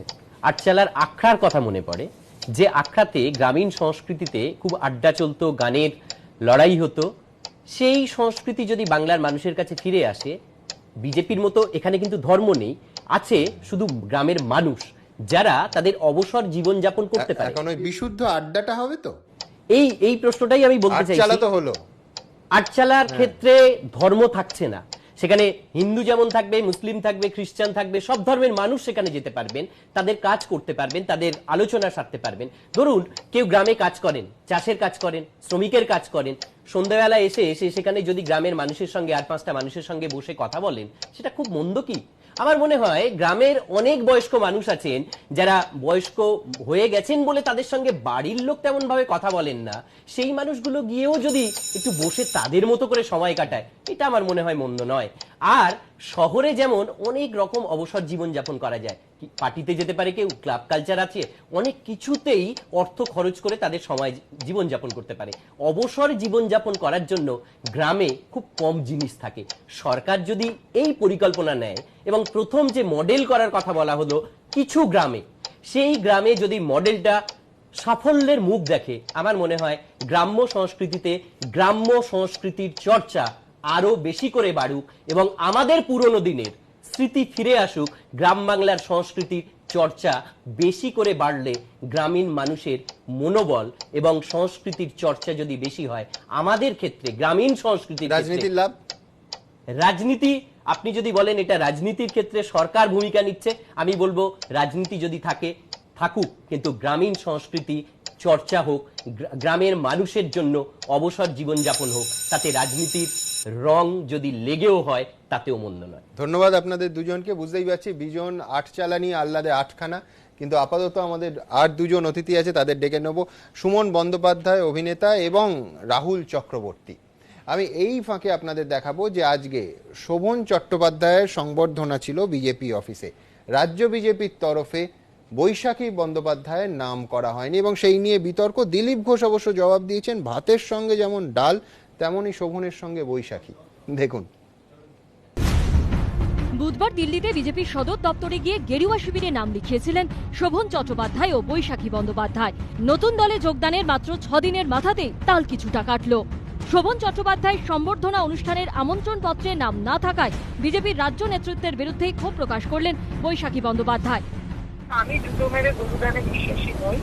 অতএব সে যে দলই হোক, সম্মান যদি কোনো দল আমাকে না দিতে পারে, সেখানে কোনো পদের জন্য নিশ্চয়ই কেউ হ্যান্সারিং মানে কেউ করার জন্য চায়। মঙ্গলবার দুপুর 2টোয় মুরলীধর সেন লেনে বিজেপির রাজ্য সদর দপ্তরে শোভন চট্টোপাধ্যায় সম্বর্ধনার আয়োজন করে রাজ্য নেতৃত্ব। বৈশাখী বন্দ্যোপাধ্যায়ের অভিযোগ, শোভন চট্টোপাধ্যায় ও তিনি একসঙ্গে বিজেপিতে যোগ দিলেও সম্বর্ধনায় আমন্ত্রণ পত্রে শুধু নাম ছিল প্রাক্তন মেয়রেরই। আর তাতেই বেজায় ক্ষুব্ধ হন বৈশাখী। কেন্দ্রীয় নেতৃত্বকে ফোন করে গোটা বিষয়টি জানান। আমি দুটো মেরে গরুদানে বিশ্বাসী নই। ফেলিসিটেশনে আমি নিশ্চয়ই ওনাদের কাছে যোগ্য মনে হয়নি। যে যদি ফেলিসিটেশনের জায়গায় আমাকে না রাখা যায়, তাহলে কেন্দ্রীয় নেতৃত্বের যে সিদ্ধান্ত, সেটাকেও বোধহয় বঙ্গ বিজেপির মানে কেউ সেটাকে নিশ্চয়ই ভালো চোখে দেখছেন না। এই অবস্থায় কেউ কাজ করতে পারে বলে আমি মনে করতে পারি, মানে মনে হয় না কোনো রেজিস্ট্যান্স থাকতে পারে। আমি সেই দ্বিধাদ্বন্দ্ব থেকে বিজেপিকে মুক্তি দিলাম। বিজেপি সূত্রের খবর, আধ ঘন্টার মধ্যে ফের নতুন করে আমন্ত্রণ পত্র পাঠানো হয়। এবার তাতে শোভন চট্টোপাধ্যায় নিজেই লেখা হয় বৈশাখী বন্দ্যোপাধ্যায়ের নাম। আবার একটি দ্বিতীয় প্রেস রিলিজ, যেটি আমার চোখে খুব অদ্ভুত ভাবে মনে হয়েছে, যে ফার্স্ট প্যারাগ্রাফে আবার সেই শুধু শোভন চট্টোপাধ্যায়, সেকেন্ড প্যারাগ্রাফে কোনো একটি প্রেসারে আবার আমার নাম ইনক্লুশন হয়েছে। আমার থেকে যেহেতু একটি ছোট ছেলে এই বিষয়টির দায়িত্বে ছিল এবং সে নিজে ক্ষমা চেয়েছেন, অতএব আমি যাওয়ার সিদ্ধান্ত নিয়েছি। দেখা যাক আগামী দিনে পথ চলার ক্ষেত্রে আমার কোনোভাবে কাজ করতে ইচ্ছে করে কিনা। আমন্ত্রণ পত্র নিয়ে বিতর্কের মুখে শোভন বৈশাখীর সম্পর্ক বোঝাতে গিয়ে দিলীপ ঘোষ আবার আম বাঙালির এক অতি পছন্দের উদাহরণ দিলেন। শোভনদা প্রমুখ ব্যক্তি, তিনি মেয়র ছিলেন আর এমএলএ আছেন, সেই জন্য স্বাভাবিকভাবে ওনার নামটাই এসছে, দেওয়া উচিত ছিল। আর আমরা জানি যেমন ভাত ডাল, সেরকম শোভনদা আর বৈশাখী দি, আলাদা করে বলার কি আছে। শেষমেশ সংবর্ধনা অনুষ্ঠানে হাজির হলেও ডাল ভাতের তুলনায় যে বৈশাখী বেশ অখুশি তা স্পষ্ট হয়ে যায় বিজেপির রাজ্য সদর দপ্তরের সাংবাদিক বৈঠকে। ডাল ভাত যেটা বলেছেন আমি ঠিক বুঝলাম না যে কাকে ডাল আর কাকে ভাত বলেছেন। তো ভাত যদি শোভনদা হয় আর আমি ডালের মতো ওনার সঙ্গে মিশে যাই সবসময়, তাহলে এই ধারণা করা ভুল। আমি আমার নিজের পরিচয়ে যথেষ্ট পরিচিত আমার নিজের জগতে। আর ওনাকে যদি ডাল বলে থাকেন তাহলে আমার ঘাড়ে চলে যায় শোভনদা ঘুরে বেড়াচ্ছেন না, সেটা এত শক্ত ভার আমার নিজে শোভনদাকে বহন করে নিয়ে যাবে।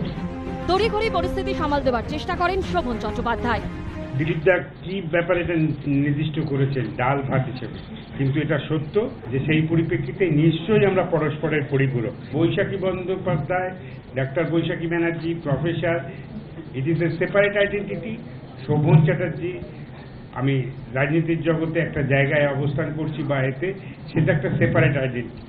বাস্তবতার ভিত্তিতে এতে বৈশাখী বন্দ্যোপাধ্যায় বা শোভন চ্যাটার্জি নিশ্চয়ই আন্দোলনের শরিক হবে পরস্পরের পরিপূরক হিসেবে। এরই মধ্যে নিজের পুরনো দলকে একহাত নেন শোভন।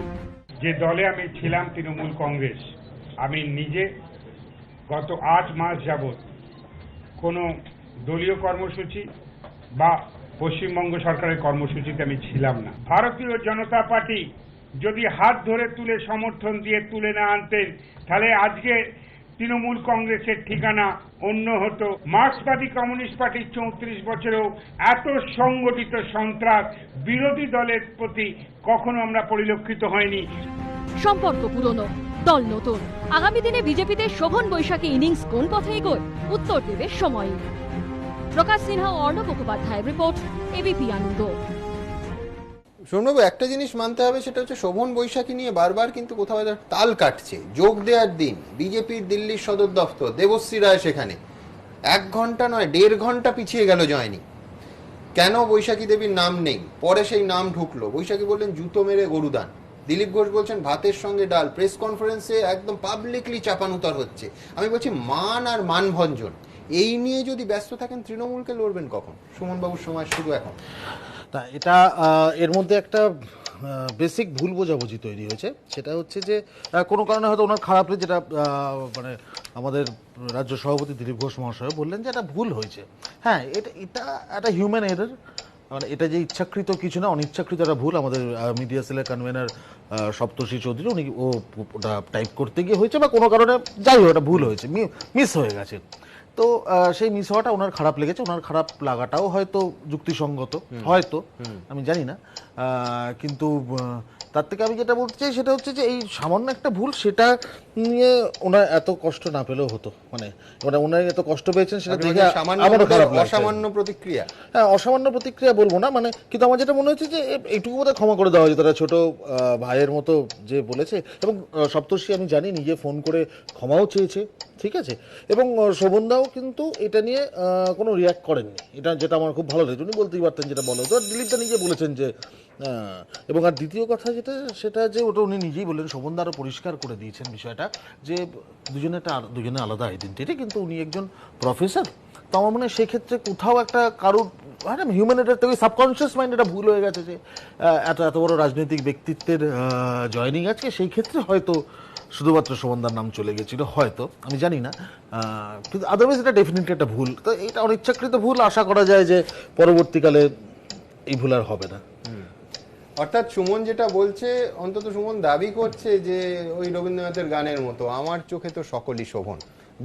বিতর্কের মতো থাকবে এবং রাজনৈতিক লড়াই চলবে, সুমনের দাবি। আমি রাহুলের কাছে আসবো। রাহুল, শোভন বাবুকে কিন্তু at the end of the day ধরে রাখা গেল না। এবং ফিরহাদ হাকিম প্রথমে ফোন করলেন, পার্থ চট্টোপাধ্যায় মাঝরাতে গোপন বৈঠক করলেন, সক্রিয় হতে বললেন, অবশ্যই সক্রিয় হলেন, কিন্তু ওই নিজের দলে মানে আগের দলে হলেন না, পরের দলে বিজেপিতে গিয়ে হলেন। শোভন চট্টোপাধ্যায় কিন্তু শেষ পর্যন্ত খসিয়া গেলেন। আমি বলছি অপদার্থ এবং অদক্ষ বলা যাবে না, তার কারণ তৃণমূলের মেয়র ছিলেন, একই সঙ্গে হাতে 3টে দফতর, মানে কাজের ক্ষেত্রে যে তিনি অদক্ষ এটা বললে তৃণমূল কংগ্রেসেরই কার ওপর ভরসা রাখা হয়েছে সে নিয়ে প্রশ্ন উঠে যাবে। সব মিলিয়ে পুরো ভোটে কি ধাক্কা লাগতে পারে? রাহুলের সময় শুরু এখন। দেখো, প্রথমে তুমি যদি আরম্ভ করলেন রাজ্য সভাপতি বিজেপির ভাতের সাথে ডাল, খুব সুন্দর লাগলো কথাটা, কিন্তু ভাতের সাথে ডালের সঙ্গে মাঝে মাঝে কাঁকড়ও আসে, তো সেই কাঁকড়টা হজম করতে পারবে কিনা বিজেপি আমি জানি না, মানে এটা আমার ব্যক্তিগত অভিমত। এখন পরবর্তীকালে দেখো, শোভন চট্টোপাধ্যায় তৃণমূল কংগ্রেসের একদম অঙ্গাঙ্গীভাবে ছিলেন, বহুদিন ধরে ছিলেন, শুধু বিভিন্ন রকম পদ অলঙ্কৃত করেছেন, বিভিন্ন সময় মেয়র থেকেছেন, বিভিন্ন পদে ছিলেন। আজকে তোমাকে ভাবতে হবে যে এই যে চলে যাওয়াটা শোভন চট্টোপাধ্যায় আদর্শগত দিক দিয়ে তৃণমূল কংগ্রেস এবং বিজেপির মানে সমন্বয়টা সম্পূর্ণ বিপরীত ধর্মী, সেখানে কতটা উনি মানাতে পারবেন বিজেপিতে গিয়ে, যেমন সেটাই সংশয়ের দাবি রাখে, তেমন ঠিক আজকে যে ঘটনা ঘটলো, বৈশাখী বন্দ্যোপাধ্যায় তৃণমূলে যোগ দিত তাদের আদর্শ ভিন্ন থাকতো না, আমি জানি না কজন থাকতে পেরেছে, কিন্তু বৈশাখী বন্দ্যোপাধ্যায় যেভাবে আজকে শুরু করলেন, সময় আমি শেষ করি, বৈশাখী বন্দ্যোপাধ্যায় আজকে যেভাবে শুরু করলেন ব্যাটিং করতে, এবং আলটিমেটলি এই সংঘাতটা কোথায় গিয়ে দাঁড়াবেন, যেভাবে উনি বললেন যে এখানে থাকা যাবে না বা একবারও থাকা যাবে না, মানে কিভাবে মানিয়ে নেবেন আমি তা বলিনি, মানে মানিয়ে নেবেন আমি জানি না। আলটিমেটলি যদি এই ভুল বুঝাবুঝি চলতে থাকে পরবর্তীকালে কোথায় দাঁড়াবে আমি জানি না। তবে একটা কথা আমি বলছি, তৃণমূলের এই মুহূর্তে অফার দেওয়া উচিত। দেখো আমার মনে হয়, দেখো তোমায় বলি সুমন, দেহটাকে অনেক সময় তুলে আনা যায়, আত্মা কিন্তু থেকেই যায়, প্রথম কথা। দ্বিতীয় কথা, মানুষ ভয়ে ভক্তিতে ভগবানকে পুজো করে, আবার রাক্ষসের পুজো করে কিন্তু ভীতিতে। আমি জানি না এটা কোন পুজো হচ্ছে, তবে আমার যা মনে হয় কোনো কম্পালশন, কোনো ভয় ভীতি, বিভিন্ন মামলা আমি বলতে চাই না এখানে, তার ফলে শোভন চট্টোপাধ্যায় গেছেন কিনা, অচিরেই তিনি থাকতে পারবেন কিনা এই সংঘাত রেখে আমার যথেষ্ট সন্দেহ আছে, এবং তিনি এটাই কি তার ফিরে আসার পথ প্রশস্ত করবে কিনা এটা সময় বলবে, আমি এখন বলতে পারবো না। শোভন, আপনাদের দুজনকেই অসংখ্য ধন্যবাদ। এখন আসবো আমাদের রাজনৈতিক ব্যঙ্গচিত্রের টিভি আঙ্গিকে। শেষ অবধি শোভন চট্টোপাধ্যায় বিজেপিতেই গেলেন। আমি যেমন বলছিলাম যে নিষ্ক্রিয় ভাইকে সক্রিয় করতে রাতের অন্ধকারে ছুটে গেছিলেন দাদা, দলের নির্দেশেই উদ্যোগী হয়েছিলেন পার্থ চট্টোপাধ্যায়। শোভন সক্রিয় হলেন ঠিকই, কিন্তু ঘাস ফুলে নয়, পদ্ম ফুলে গিয়ে। আর এই গোটা টানাপোড়েনটা নিয়ে আমাদের আজকের রাজনৈতিক ব্যঙ্গচিত্র দেখুন, প্রাণ খুলে হাসুন, কিন্তু দয়া করে আবার কেস দেবেন না প্লিজ। দেখুন, কেস দেবেন না প্লিজ।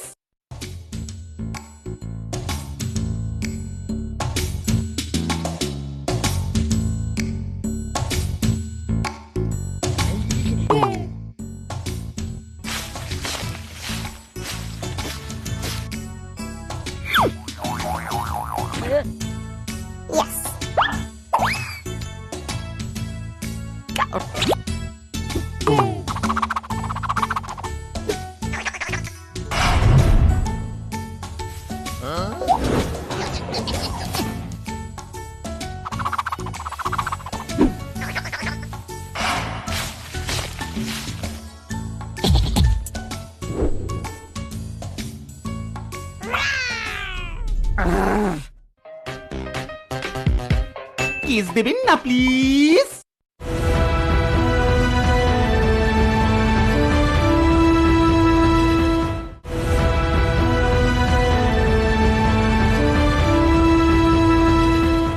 গতকাল শোভন চট্টোপাধ্যায় এবং বৈশাখী বন্দ্যোপাধ্যায় একাধিক অভিযোগ তোলেন রত্না চট্টোপাধ্যায়ের সম্পর্কে।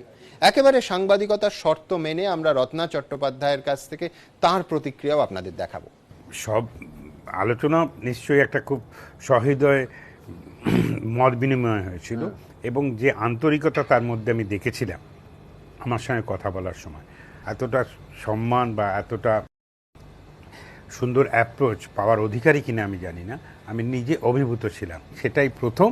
এবং সেই থেকে আমি একটা সিদ্ধান্তে পৌঁছেছিলাম যে আন্তরিকতা তিনি দেখিয়েছিলেন, আমি কৃতজ্ঞ। তৃণমূলে কি আন্তরিকতার অভাব ছিল? যে তৃণমূলটা উনি 2000 সাল থেকে করছেন, তারপর একের পর এক যেভাবে উনি পোস্ট পেয়েছেন, শেষ পর্যন্ত মেয়র এবং 3টে দপ্তরের মন্ত্রী, তার উপরে আর পদ হচ্ছে চিফ মিনিস্টার। তো এত দূর যাওয়ার পরেও তৃণমূলের এত আন্তরিকতার অভাব কোথায় হলো আমি জানি না।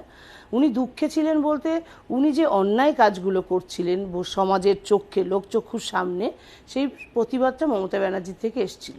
পথে ঘাটে রাস্তায় শপিং মলে 5 স্টার হোটেলে সব জায়গায় বৈশাখী ব্যানার্জিকে নিয়ে তখন তিনি কুল্লা ঘুরে বেড়াচ্ছেন এবং স্ত্রী এবং সন্তানদের ছেড়ে। সেইটা সমাজের প্রত্যেকটা মানুষ জানতো। সেই সময় মমতা ব্যানার্জির কানে এই বিষয় নিয়ে কথা যাচ্ছিল।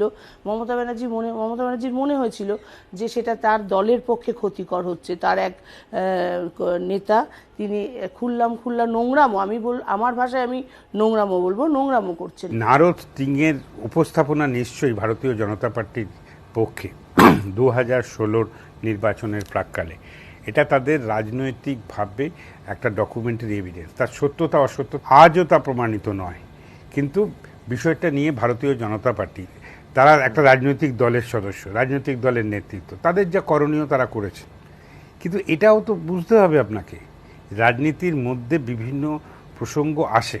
বিজেপির জয়প্রকাশ মজুমদার এরা তোয়ালে মোড়া নিয়ে মেয়রকে যেভাবে কটাক্ষ করেছিল, তখন প্রাক্তন মেয়র হিসাবে শোভন চ্যাটার্জিকে যেভাবে কটাক্ষ করেছিল যে নেতাজি সুভাষচন্দ্র যে চেয়ারে বসেছিলেন সেই চেয়ারে বসে তিনি তোয়ালে মুড়ে টাকা নিচ্ছেন, কটাক্ষ করেছিল, যেভাবে অপমান করেছিল, অ্যাটলিস্ট তৃণমূল থেকে উনি সেভাবে অপমানিত তো কখনো হননি। তো সেইখানে তিনি কি করে আন্তরিকতা খুঁজে পেল ভগবান জানে। তার মানে কি, আমার অনৈতিক কাজ যে স্বীকার করবে সেখানেই আমার আন্তরিকতা আছে। যেখানে আমার অনৈতিক কাজ স্বীকার হবে না, যেখানে আমাকে কাজ করার জন্য বাধ্য হবে, সেখানেই আমার প্রবলেম, আমি সেখান থেকে সরে যাব। শোভনবাবুর এটাই নীতি মনে হচ্ছে। বৈশাখী বন্দ্যোপাধ্যায় বিপদের বন্ধু না বন্ধু বেশে বিপদ? যার বন্ধু সেটা বলতে পারবে, যে বিপদের বন্ধু কিনা সেটা ও বলতে পারবে, আর বন্ধু বেশে বিপদ ঝুঁকেছিলাম ওর বাড়িতে কিনা সেটাও ওই বলতে পারবে। তবে আমার মনে হয় কয়েনিজটা ভালো লেগেছে।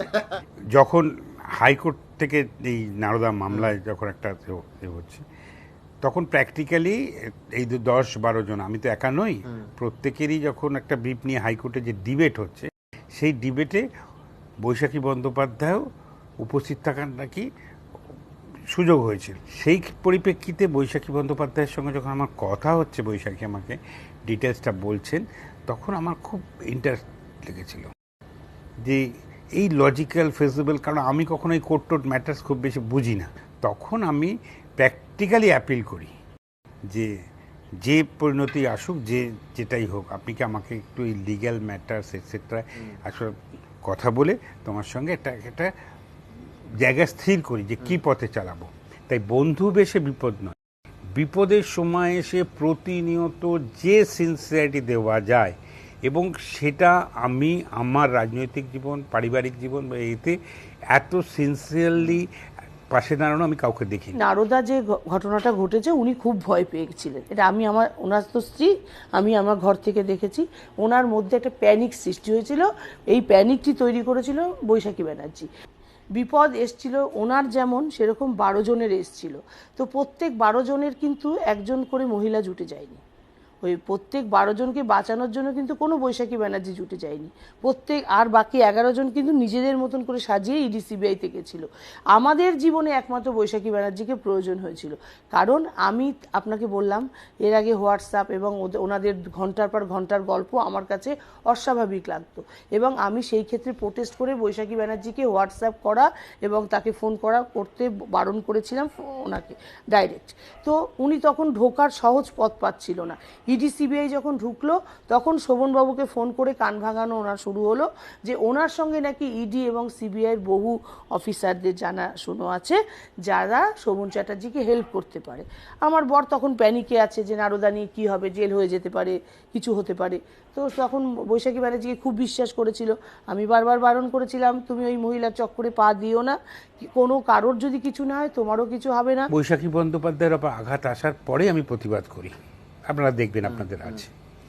আমি সেই জায়গায় দাঁড়িয়ে যখন আমি পরিবার থেকে বিচ্ছিন্ন হলাম, ন্যাচারালি 22 বছরের একটা পারিবারিক সম্পর্ক, স্ত্রীর সঙ্গে সম্পর্ক, আমি বিচ্ছেদে গেলাম। ন্যাচারালি আমার স্ত্রী যে একটা ব্যভিচারী চিন্তাভাবনায়, ব্যভিচারী প্রসেসের মধ্যে চলে গেছে, সেখানে আমি থাকবো না, সমস্তটাই মমতা বন্দ্যোপাধ্যায়কে জানিয়েছি। মমতা বন্দ্যোপাধ্যায় আমাকে নিজে গাইড করেছেন। বাড়ি ছেড়ে আসার জন্য আমাকে বলার কে বলেছেন? মমতা বন্দ্যোপাধ্যায় বলেছে। ওখানে গেলে তোমার বিপদ আসতে পারে, তুমি খুন হয়ে যেতে পারো, এই ল্যাঙ্গুয়েজে বলেছেন। শোভন চট্টোপাধ্যায়ের কথা অনুযায়ী 22 বছরের বউ ব্যভিচারিণী, সেটা তিনি 22 বছরে বোঝেননি। তিনি বুঝতে পেরেছিলেন ঠিক 3 মাস, যে 3 মাস আমি লন্ডন ছিলাম, সেই 3 মাসে উনি বুঝেছিলেন আমি ব্যভিচারিণী। সেই 3 মাসে উনি বুঝেছিলেন আমি ওনাকে ওষুধ খেতে দিতাম না। সেই 3 মাসে উনি বুঝেছিলেন আমি ওনাকে খেতে দিতাম না। সেই 3 মাসে উনি বুঝেছিলেন আমি ওনাকে এত অত্যাচার করেছি যে উনি সহ্য করতে পারছেন না। সেই 3 মাসে উনি বুঝতে পেরেছিলেন ওনার টাকা আমি 9-6 করেছি। সেই 3 মাসে উনি বুঝতে পেরেছিলেন যে ওনার ইডি সিবিআই এর সমস্ত কিছুর কারণ আমি। আমার বর যখন জানতে পেরে গেল যে আমি লন্ডন থেকে ফিরছি, ঋষি ওর বাবাকে বলে গেছিল যে মাকে আমি আনতে যাচ্ছি, সেই সময় উনি মমতা ব্যানার্জির কাছে গেলেন, গিয়ে মমতা ব্যানার্জির কাছে সুন্দর একটা কাহিনী তৈরি করলেন যে আমি একটি ছেলের সঙ্গে আমি প্রেম করি, তো এবং সেই ছেলেটির দ্বারা মানে শোভনবাবুর প্রাণনাশের ব্যাপার হুমকি, আমি বুঝতে পারছি না, কিছু একটা বলেছিল। তো দেখুন, আমি এই বাড়িতে থাকি, এই বাড়িতে তখন শোভনদা জেড প্লাস, সেই আমার এই বাড়িতে বহু কাজের লোক আছে, আমার বাড়িতে সিকিউরিটি ড্রাইভার সবাই থাকতো। 22 বছর ধরে আমরা ঘর করছি। তো 22 বছরের মধ্যে যদি আমার উনি বলছেন 2008 সাল থেকে নাকি আমার সঙ্গে প্রেম, 2008 সাল থেকে উনি জানতে পারলেন 17 সালে এসে, তার মানে 9 বছর। কি হয়তো মমতা ব্যানার্জিকে এরকম করে বলার পর দিদি তো সত্যিকারের কাননকে খুব ভালোবাসতো, এটা আজও বাসে, আজও বাসে। মমতা ব্যানার্জিকে সৎমা বলুক আর মা বলুক, আজও মমতা ব্যানার্জি কিন্তু দেখুন এখনো পর্যন্ত টিভিতে কোথাও মমতা ব্যানার্জি শোভন চ্যাটার্জি সম্বন্ধে একটা কথা বলেছে? উনি বলেছিল যে দিদির কথায় আমি ঘর ছেড়েছি। আজ বিজেপিতে জয়েন করার পর নতুন করে শুনলাম দিদির কথায় আমি ডিভোর্স দিতে গেছি। নিজের কোনো বুদ্ধি নেই, অ্যাকচুয়ালি বুদ্ধিহীন মানুষ আজকে বুঝতে পারছি। আজকে মনে হচ্ছে 22 বছর পর আমি বুঝতে পারলাম একজন বুদ্ধিহীন মানুষকে, নির্বোধকে বিয়ে করেছি আমি। সে বৈশাখী ব্যানার্জির কথা শুনে আমার ডিভোর্স দিয়েছে।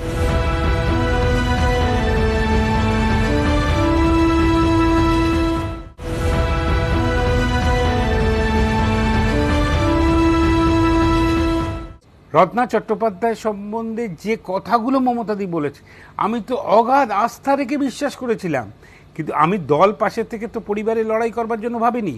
আজকে রত্না চট্টোপাধ্যায়কে ঘুঁটি সাজিয়ে আমাকে এই বলা হচ্ছে, সেই বলা হচ্ছে, মানে দল ঘুঁটি সাজিয়েছে আপনি বলছেন? না না, করা হচ্ছে তো। শুনুন, আমি তৃণমূলের কর্মী, আমি ঘুঁটি হতে যাব কেন?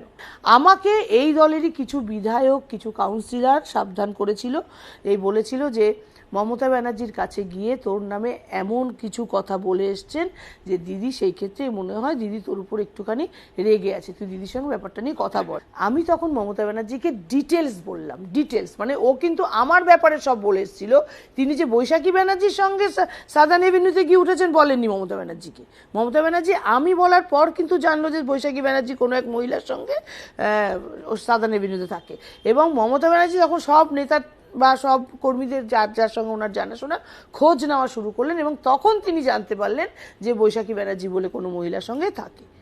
তখন মমতা ব্যানার্জি সত্য ব্যাপারটা জানলেন। তার আগে মমতা ব্যানার্জিকে খাওয়ানো হয়েছিল যে রত্না তাকে প্রাণনাশ করতে পারে, বা রত্না এরকম এরকম ব্যভিচারিণী, রত্না 8-9 বছর ধরে। আচ্ছা বলুন তো, আমি তার মানে কত চালাক মহিলা ভাবুন, 8 বছর ধরে ঘরের মধ্যে ঢুকে প্রেম করেছি, কেউ ধরতেই পারলো না, ভাবতে পারছেন?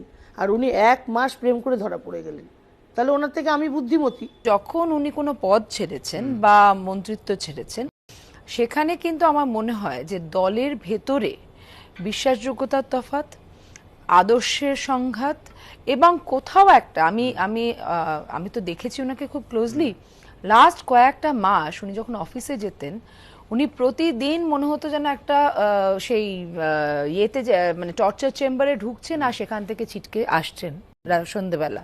তো এই যে প্রতিদিন আতঙ্কে যে আজ মমতাদি কি বলবেন। উনি যখন দপ্তরে বসে থাকতেন তখন কাজের লোকেরা আসতো, কাজ করতে হতো, কিন্তু অ্যান্টি চেম্বারে তো বৈশাখী ব্যানার্জি বসে আছে। ওনার তো অ্যান্টি চেম্বারের দিকে তখন মন বেশি, যে বৈশাখীর সঙ্গে গিয়ে কখন গল্পটা করব, বৈশাখী রত্না যে লাঞ্চটা পাঠিয়েছে সেটা কখন বৈশাখীর সঙ্গে গিয়ে খাবো। তো তখন দপ্তরটা টর্চারেরই জায়গা, যে আমার এদিকে কাজ করতে হচ্ছে, এদিকে ভেতরে বৈশাখী বসে আছে, মন দিয়ে কাজও করতে পারছি না। ফলে উনি কি করলেন, দপ্তর ছেড়ে দিলেন। মেয়রের অফিসে ওনার যে সিএপিএ যারা ছিল, অম্লান লাহিড়ী টাহিড়ী আরও, তাদেরকে জিজ্ঞাসা করবেন না শেষের দিকে 15 মিনিট 20 মিনিটের বেশি কর্পোরেশন থাকতেন না, বেশিরভাগ দিন গিয়ে মানুষ মেয়রকে পেত না। বোধহয় বছর দুয়েক আগেও শোভন চট্টোপাধ্যায়ের মোবাইল, মানে মমতা বন্দ্যোপাধ্যায়ের মোবাইল নাম্বার সেভ করা ছিল মা বলে। না, আমিও তো সেইখানেই আমার কাছে অবাক লেগেছে যে যার নামটা মা বলেই সেভ করা ছিল, সেটা আমিও দেখেছি। আপনি যেমন দেখেছেন, আমি গত 2 বছর কেন, আমি এই যখন ছেড়েছে তখনও মা হিসেবেই দেখেছি। কিন্তু মায়ের ব্যবহার যদি মায়ের আগে একটা সৎ বসে যায়, সৎ মায়ের মতো হয়, তখন তো একটা সাংঘাতিক পরিস্থিতি তৈরি হয়ে যায়। মানে আমি ওর যে মানসিক যন্ত্রণা, মানে বারবারও একটা কথাই বলতো যে এই মমতাদি আমার কাছে অচেনা, এই মমতাদিকে আমি চিনতে পারছি না। যে টেলিফোনে সেভ হয়েছে সৎমা, কারণ আমার তো আর দেখার ক্ষমতা নেই, আমি অনেক দূরে আছি। আপনাদের চ্যানেল তো মাঝে মাঝে দেখে নেবেন তো মায়ের আগে সৎটা বসেছে কিনা, তাহলে উনি বুঝতে পারবেন মমতা ব্যানার্জি ফোন করছে। শুনুন, যে মানুষটি সন্তানদের সঙ্গে বেইমানি করে, যে মানুষটি পরিবারের সঙ্গে বেইমানি করে, সে মানুষটি দল আর মমতা ব্যানার্জির সঙ্গে বেইমানি করবে, এটা নতুন কিছু নয় তো। তিনি, শোভন চ্যাটার্জি একজন বেইমান মানুষ, আর সেটা আমি আজ নয় 22 বছর বাদে এসে আমি বুঝলাম। এই যে যদি অনৈতিক এইটা হয় যে কেউ কারো স্ত্রী বাচ্চাকে ছেড়ে ডিভোর্সের মামলা করেছে, তাহলে তো তৃণমূলে এরকম অনৈতিক লোকজন আরো অনেকে ঘুরছেন, তাদের ব্যাপারে একদম চুপ কেন? আপনি ভাবুন, ব্যক্তি জীবনের অনৈতিকতা বিচার করছেন কে? না তিনি দলনেত্রী, ওখানে দাঁড়িয়ে দাঁড়িয়ে দীর্ঘদিনের দলীয় সহকর্মী, যাকে আমি নিজের কানে শুনেছি যে তাকে বলছে যে তুই ডিভোর্স কর, সেই ডিভোর্সের প্রসঙ্গ এনে ওখানে বলছে যে এটা অনৈতিক এবং যে দল নিয়েছে সেটাও অনৈতিক। তাহলে ওনার দলে যারা যারা আরো এই অনৈতিক কাজগুলো করেছে, মমতা বন্দ্যোপাধ্যায় উচিত এক্ষুনি তাদেরকে বার করে দেওয়া উচিত, কারণ ভবিষ্যতে আবার তাদের নামে ওনাকে বলতে হবে। আর আমি তো বুঝতে পারি না, উনি তো নিজে খুব উদার কণ্ঠে বলেছেন যে আমি আমার বাড়ির বউদেরকে প্রেম করতে বলি। তা বাড়ির বউদেরকে প্রেম করতে বলি, ভাইয়েদের জন্য কি আলাদা কোনো রুল করেছিলেন উনি? মানে বউ আর ভাইয়েদের জন্য কি অন্য কোনো ইয়ে আছে? পরিবারের মধ্যে ঢুকলে না, প্রত্যেক পরিবারের কিছু শেডি এরিয়াজ আছে। তাহলে ওনাকে বলতে বলুন, অনেকে আছে, অনেক এরকম করে না বলে নামগুলো বলতে বলুন। আমি বলতে পারবো না যে হ্যাঁ শোভন চ্যাটার্জি, অবশ্যই শোভন চ্যাটার্জি। মমতা ব্যানার্জি যদি অনৈতিক হতেন তাহলে বাংলার মানুষ তাকে 85 সাল থেকে নির্বাচিত করে সংসদে বা বিধানসভায় পাঠাতেন না। আমরা শিক্ষক সংগঠনের একটা মিটিংয়ে বসেছি, আমাদের অনলাইন অ্যাডমিশন হয়, সেই অনলাইন অ্যাডমিশন প্রক্রিয়ায় ওনার স্ত্রী ফোন করে বলেছিলেন, তখন ওনারা একসঙ্গেই থাকতেন, যে অমুকে আমার মাস্তুতো ভাইয়ের ছেলে না মেয়ে, তাকে নিতে হবে একটি কলেজে। এবং সেই ফোন শোভন চট্টোপাধ্যায় বোধহয় সেই ফোনে বলেছিল যে ওকে নেওয়ার একটা ব্যবস্থা করুন। আমি সেই মিটিংয়ে শোভন চট্টোপাধ্যায়ের প্রস্তাব অপোজ করি যে না, কোনো আমাদের যে অনলাইন প্রক্রিয়া তাতে কোনো মিনিস্টারের ইনফ্লুয়েন্স খাটবে না। যে কলেজেরই নাম জানি না, সেই কলেজে কে জীবিত আছে, কে কোথায় মিটিং করছে, তখন আমি এসব গল্প বানিয়ে লাভ নেই, মানুষ খায় না। আমি বৈশাখী ব্যানার্জিকেও চিনতাম না, আমি মিলিয়া আলামিন কলেজকেও চিনতাম না, ফোনের প্রশ্নই আসে না। আমি প্রথমেই বললাম যে উনি যদি প্রফেসর বা ওই টিচার ইনচার্জ না হয়ে কাহিনীকার বা স্ক্রিপ্ট রাইটার, উনি সমস্তটা তৈরি করে এসে আপনাদের চ্যানেলে বসেছে। এর মধ্যে 90% গল্প ওনার বানানো। আমার জীবনে শোভন চট্টোপাধ্যায়ের বিরুদ্ধে কোনো অভিযোগ নেই, কারণ সত্যিকারে উনি কোনো অভিযোগ দেওয়ার মতো কোনো জায়গা ছাড়েন না। একটাই অভিযোগ এবং অনুযোগ যে আমাকে এমন একজন মানুষের সঙ্গে পরিচয় করিয়েছিলেন যিনি প্যাথোলজিক্যাল লায়ার, মানে এই মুহূর্তে যা বলছেন পর মুহূর্তে তা বদলে দেওয়ার এরকম অসাধারণ ক্ষমতা সম্পন্ন মানুষ আমি দুটি দেখিনি। আমাকে যখন উনি পরিচয় করান তখন আমি ওনার 2-3টে জিনিস খুব মাইনিউটলি অবজার্ভ করেছিলাম। এক হচ্ছে অর্থের একটা প্রচন্ড অহংকার, যে আমি যে কোনো আইন ভাঙতে পারি, কিন্তু আমি কোটি কোটি টাকা দিয়ে সেটা সালটে দেওয়ার ক্ষমতা। এই সালটে দেওয়া ভাষাটা আমি প্রথমবার পরিচিত হয়েছিলাম। আমিও আজকে প্রথম শুনলাম, আমিও সালটে দেওয়া কথাটা জীবনে শুনিনি। তার মানে এই সালটে দেওয়া কথাটার উৎপত্তি বৈশাখী ব্যানার্জির মুখ থেকে এসছে। আমিও আজ ফার্স্ট শুনলাম সালটে দেওয়া ব্যাপারটা মানে কি, সালটে দেওয়ার মানে কি। মানে কি বলুন? পরে আপনাকে নাকি জিজ্ঞেস করেছিল বৈশাখ বন্ধু, তো আপনিই বলেছিলেন মিটিয়ে দেবো বিষয়টাকে। ও মানে সালটে দেওয়া মানে মিটিয়ে দেওয়া, তাহলে আজকেই আমি জানলাম যে সালটে দেওয়া মানে মিটিয়ে দেওয়া। আমিও জানতাম না সালটে দেওয়ার অর্থ কী। আর এই প্যাথোলজিক্যাল লায়ার উনি আসলে কি বলুন তো, যে ইউ থেকে তো লেখে তো ডক্টর বৈশাখী বন্দ্যোপাধ্যায়, যে ইউ থেকে তো উনি রিসার্চ করেছেন, উনি পলিটিক্যাল সায়েন্সের রিসার্চ করেছেন, কিন্তু ইংলিশ উনি খুব ভালো জানেন। প্যাথোলজিক্যাল লায়ার, আমি তো আসলে মূর্খ, গুদামের মালিক, গুদাম ঘরের মালিকরা আবার মূর্খই হয়, পড়াশোনা জানে না। তো ওই কি প্যাথোলজিক্যাল লায়ারটা নতুন শুনলাম, ওনার মিনিংটা না প্লিজ বৈশাখী ব্যানার্জিকে বলবেন আমাকে যেন একটু শিখিয়ে দেয়। কেন কি শোভন চ্যাটার্জিকে উনি আর ওনার হাজব্যান্ড মিলে ইংলিশ শেখান, কারণ সেটা মনোজিৎ মণ্ডল একদিন বলেছিল শোভনবাবু তো ইংলিশ জানে না, আমি আর বৈশাখী একটু ইংলিশ শেখাই, তাই প্লিজ আমি ওনাকে টিচার হিসেবে রাখতে চাই, উনি যা ফিস চাইবে আমি দেবো। শোভন চট্টোপাধ্যায়ের আরো অনেক মহিলা বান্ধবীদের দ্বারা উনি অত্যাচারিত ছিলেন। তার প্রথম নামটা আজকে যাকে উনি দেবশ্রীদি বলেন, দেবশ্রীদির মার জন্য কয়েকটা আম ওনার বাড়ি থেকে নিয়ে গেছিল বলে উনি প্রচন্ড অনুযোগ করেছিলেন যে শোভন চট্টোপাধ্যায় দেখেছো আমার বাড়ির আমগুলো দেবশ্রীর মার কাছে পাঠিয়েছে। কিন্তু আমি কিন্তু দেবশ্রীর ব্যাপারে যখন উনি বলছেন তক্ষুনি প্রমাদ গুণে বুঝেছি যে আগামীকাল যদি আমাকে দুটো আমের বদলে জাম দেয় ওই একই গল্প আমাকে নিয়ে বলবেন। সেই জন্য শোভন চট্টোপাধ্যায় সাক্ষী যে শোভন চট্টোপাধ্যায়ের বাড়িতে আমি জীবনে খেতাম না, যাতে এই কথা না হয় যে আমি খেতে আসি। বহু বান্ধবী আমার শোভন চট্টোপাধ্যায়ের জীবনে এসছে যাদেরকে আমি ঘরের মধ্যে বসে মিটিয়েছি, আমি বাইরে শোভন চ্যাটার্জি ব্যভিচার বলে গিয়ে বেড়াইনি, ঠিক আছে? অতএব বৈশাখী বন্দ্যোপাধ্যায়ের কাছে শোভন চ্যাটার্জির বান্ধবীদের নিয়ে গল্প করতে, কারণ উনিও তো সেই বান্ধবীদের একজন। কোন গাছ? আমার তো গাছই নেই, আম গাছ। আমার তো আম গাছ বলে কোনো বস্তুই আমার বাড়িতে নেই। আর শুনুন, আমার বাড়িতে যখন শোভন চট্টোপাধ্যায় এমএলএ বা মেয়র বা মন্ত্রী ছিলেন, আপনারা আমার বাড়ি যে সমস্ত পার্টির ছেলেরা বা কর্মীরা আসে বা আমার বাড়ির কাজের লোকদের জিজ্ঞাসা করুন, ঝুড়ি ঝুড়ি খাবার আসতো, ফল আসতো, মিষ্টি আসতো। জীবনে কখনো আমি খোঁজ নিইনি যে একটা আম কোথায় চলে গেল, একটা মিষ্টি কোথায়। গাছই নেই, তার আবার আম। কোনোদিনও দেবশ্রী রায়কে নিয়ে আমার সমস্যা ছিল না। দেবশ্রী রায়কে নিয়ে প্রচুর গসিপ আপনারা জানেন, পেপারে টিভিতে অনেক জায়গায় অনেক গসিপ হয়েছে।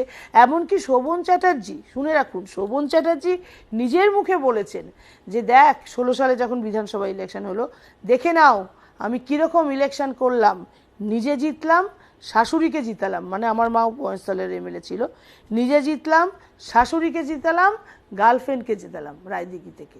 শোভন চ্যাটার্জি নিজের মুখের কথা গার্লফ্রেন্ডকে জিতিয়েছে, এবং সেই সময় তো আমি শোভন চ্যাটার্জিকে ডিভোর্স দেবো বলে কিন্তু চলে যাইনি। এই যে বলেছেন না কোনোদিনও কিছু খাবার খায়নি, বসিয়ে সাজিয়ে গুছিয়ে লুচি, ছোলার ডাল, আলুর দম খাইয়েছি।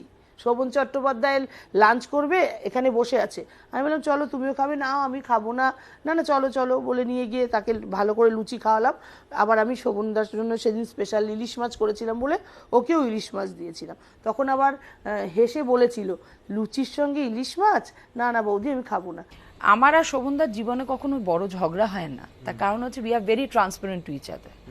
শোভনদার কোনোভাবে মানে ওইখানে গাড়িটা আমি শুনেছি দেবশ্রীর গাড়ি ঢুকেছিল হচ্ছে আমাদের গাড়ির ঠিক পেছনে, এবং এটার রেফারেন্সে যে উনি শোভনদার সঙ্গে জয়েন করতে এসেছেন, এবং যার সঙ্গে অরবিন্দ মেননজির সঙ্গে পর্যন্ত যখন কথা বলেছেন, অরবিন্দ মেননজি এসে পরে বলেন যে আমাকে তো বলেছিল যে ওনার সঙ্গে শোভনদার খুব ভালো সম্পর্ক। এখন তো শুনছি শোভনদা ওনার কাজে খুব ডিসগাস্টেড ছিলেন, যে কারণে আপনারা সবাই জানেন যে খোদ ইয়েতে বিধানসভায় বসে উনি বলেছিলেন আমি রায়দিঘি দেখবো না। আমি একদম মমতা ব্যানার্জির ঘরে এসে বললো রায়দিঘি, এবং আমি মমতা দিকে বলে দিলাম Raidighi I will not observe. অকর্মণ্য একজন বিধায়ক, তার জন্য আমাকে অপমানিত হতে হয়েছে বলে শোভন চ্যাটার্জি এত কথা বলছে। তাহলে আজকে আমি বলি, সেকেন্ডবার যেদিন রায়দিঘির বিধায়ক লিস্টটা কারা হবে তৈরি হচ্ছিল কালীঘাটে, সেদিন মমতা ব্যানার্জি সহ তৃণমূল দলটি চেয়েছিল রায়দিঘিতে সেকেন্ডবার দেবশ্রী রায়কে টিকিট দেওয়া হবে না, কারণ দেবশ্রী রায়কে রায়দিঘির মানুষ চাইছে না। সেই দিন শোভন চ্যাটার্জি নিজের দায়িত্ব নিয়ে কেন বলেছিল যে দিদি তুমি আমার উপর দায়িত্ব দাও, আমি তোমায় কথা দিচ্ছি দেবশ্রী রায়কে জিতিয়ে আনবো, এবং দেবশ্রী ওখান থেকে কাজ করবে। তার প্রথম 5 বছরই তো বুঝে গেছিল মানুষ যে তিনি অকর্মণ্য। তাহলে সেই অকর্মণ্য মানুষটিকে যখন তৃণমূল কংগ্রেস টিকিট দিতে চায়নি, উনি কেন গেছিলেন দায়িত্ব নিয়ে টিকিটটা নিয়ে জেতাতে, এবং পরে বুক ফুলিয়ে গর্বের সঙ্গে 1100 না 1200 ভোটে জিতেছিল, উনি বুক ফুলিয়ে বলেছিলেন দেখলি কেমন দেবশ্রী রায় আমার গার্লফ্রেন্ডকে জিতিয়ে আনলাম। আমার এই 8টা আঙুলে 8টা আংটি, এটা আমার আজকের নয়, এটা হচ্ছে আমার একেবারে খুব ছোট বয়স থেকে আমাকে যে যখন আংটি টাংটি দিতে আমি পড়তাম। হ্যাঁ, এবার আগেও লোকে 8টা আংটি নিয়ে মজা করতো যে কি হবে বৈশাখী যখন এগুলো ভরে যাবে তখন তুই কি পায়ে আংটি পরবি। তখন আমাকে কেউ বলতো না যে এটা আংটিটা শোভন দিচ্ছে কিনা। আমাকে যারা চেনেন তারা জানেন যে আমার বাবা যথেষ্ট অর্থবান এবং আমার মা নিজেও যথেষ্ট আর্থিকভাবে সমৃদ্ধ। অতএব আংটির জন্য, হাড়ের জন্য, দুলের জন্য আমার শোভন চট্টোপাধ্যায়কে একদম প্রয়োজন নেই। এত ভরিয়ে রেখেছে, সোনা দানা, শাড়ি, জামা কাপড়, টাকা পয়সায় যদি কেউ ভরিয়ে রাখে অভিযোগ থাকে? আচ্ছা, দেখাতে পারবে? আমি দেখিয়ে দেবো 10 বছর আগের ওনার ছবিগুলো। ইমিটেশনের আংটি, ইমিটেশনের হার পরে বসে আছে, আর ঠিক 2 বছরের মধ্যেই 10খানা হিরের, 10খানা আঙুলে 10টা হিরের আংটি। আমি চ্যালেঞ্জ নিয়ে ছবি দেখাবো, ওনাকেও চ্যালেঞ্জ নিয়ে ছবি দেখাতে বলুন। 10 বছর আগে ঠিক এই আংটিগুলো ছিল। বৈশাখী বন্দ্যোপাধ্যায় এবং শোভন চট্টোপাধ্যায় যে লাইফস্টাইল নিয়ে সমাজে চলছিল সেটা তৃণমূলের দিক থেকে বারবার বাধা আসছিল, যেটা তারা দুজন নিতে পারছিল না। কারণ তারা চাইছিল তারা এইভাবেই জীবন কাটাবে, কোয়েস্ট মলে ঘুরবো, কোয়েস্ট মলে খাবো, শ্রাবণ সুখায় গয়না কিনতে যাব, পিসি চন্দ্রে যাব, তানিশকে যাব, বাচ্চা মেয়েটির, ওর একটা বাচ্চা মেয়ে আছে, তার বাবার মনে টাকা নেই, শোভন চ্যাটার্জির টাকাতে তাকে শপিং করিয়ে দেবো, সানগ্লাস কিনবো, দামি দামি ঘড়ি পরবো। এই যে লাইফস্টাইলটা, বৈশাখী ব্যানার্জি একটা সত্যি কথা বলবো ভিখিরি বলতে পারবো না, কারণ ওনার বাবা মা দুজনেই চাকরি করতো, একদম মিডিওকার ঘরের এক মহিলা যখন এই বৈভব দেখে ফেলে না, তখন সেই জায়গাটা ছেড়ে যেতে তার খুব কষ্ট হয়। প্রথম তিনি শোভন চ্যাটার্জির ফ্ল্যাটে আসতেন, রাত 3টে 3:30 বাড়ি চলে যেতেন। তারপর কিছুদিন পর থেকে উনি 24 ঘন্টা থাকা শুরু করলেন, এবং তার স্বামীটির নাকি ক্যান্সার, শুনেছি ক্যান্সার। তো যে স্বামীর ক্যান্সার রোগ, সেই স্বামীটিকে সেবা না করে আমার স্বামীকে সেবা করার জন্য তিনি কেন 24 ঘন্টা ওখানে পড়ে আছেন, এটা আমার মধ্যে খুব একটা বড় প্রশ্ন। আমরা দিল্লিতে যাচ্ছি লয়ারের বাড়িতে, একজন বেশ কম বয়সী মা, তার সঙ্গে টিনেজার মেয়ে, তারা এসে হঠাৎ করে আমাকে জড়িয়ে দিয়ে, আরিও বৈশাখী ব্যানার্জি, আরিও বৈশাখী ব্যানার্জি। তখন আমি ন্যাচারালি আমি ভাবলাম যে আমার তো এত কিছু মিম হ্যান ত্যান ঘুরছে, কেউ হয়তো আমাকে চিনেছে। আমি বললাম হ্যাঁ। Where is your friend Sovan Chatterjee? তখন আমি বললাম যে দেখ, উনি ওনার মেয়েকে ডাকে বলছেন, I have told my daughter যে যদি কোনোদিনও কোনো ছেলের সঙ্গে বন্ধুত্ব করো, make sure he is like Sovan Chatterjee. সে তোমার সম্মানের জন্য সব ছাড়তে রাজি হবে, সেই রকম কমিটমেন্ট থাকবে। আদারওয়াইজ তুমি কোনো ছেলে বন্ধুর সঙ্গে মিশার আগে 10 বার ভেবো। বৈশাখী হ্যাজ ডান ইট। একটা বন্ধুর জন্য একটা বন্ধু যা করলো, আদর্শ বন্ধু, একজন স্বামী যা স্ত্রীর জন্য করলো, তিনি আদর্শ স্বামী, আদর্শ বাবা যা সন্তানদের জন্য যা করলো, সেটাকে উত্তর দিন, আমি বলে দেবো। আর এই বন্ধুত্ব আসছে জেনারেশন, এই যে বন্ধুত্ব দেখে উঠলো না, আসছে জেনারেশন যে বন্ধুত্ব শিখলো, সমাজের জন্য অত্যন্ত ক্ষতিকর। এবং আমি মনে করি পরবর্তীকালে এই ধারায় যদি আমাদের সমাজ চলে, কোনো সংসার টিকবে না।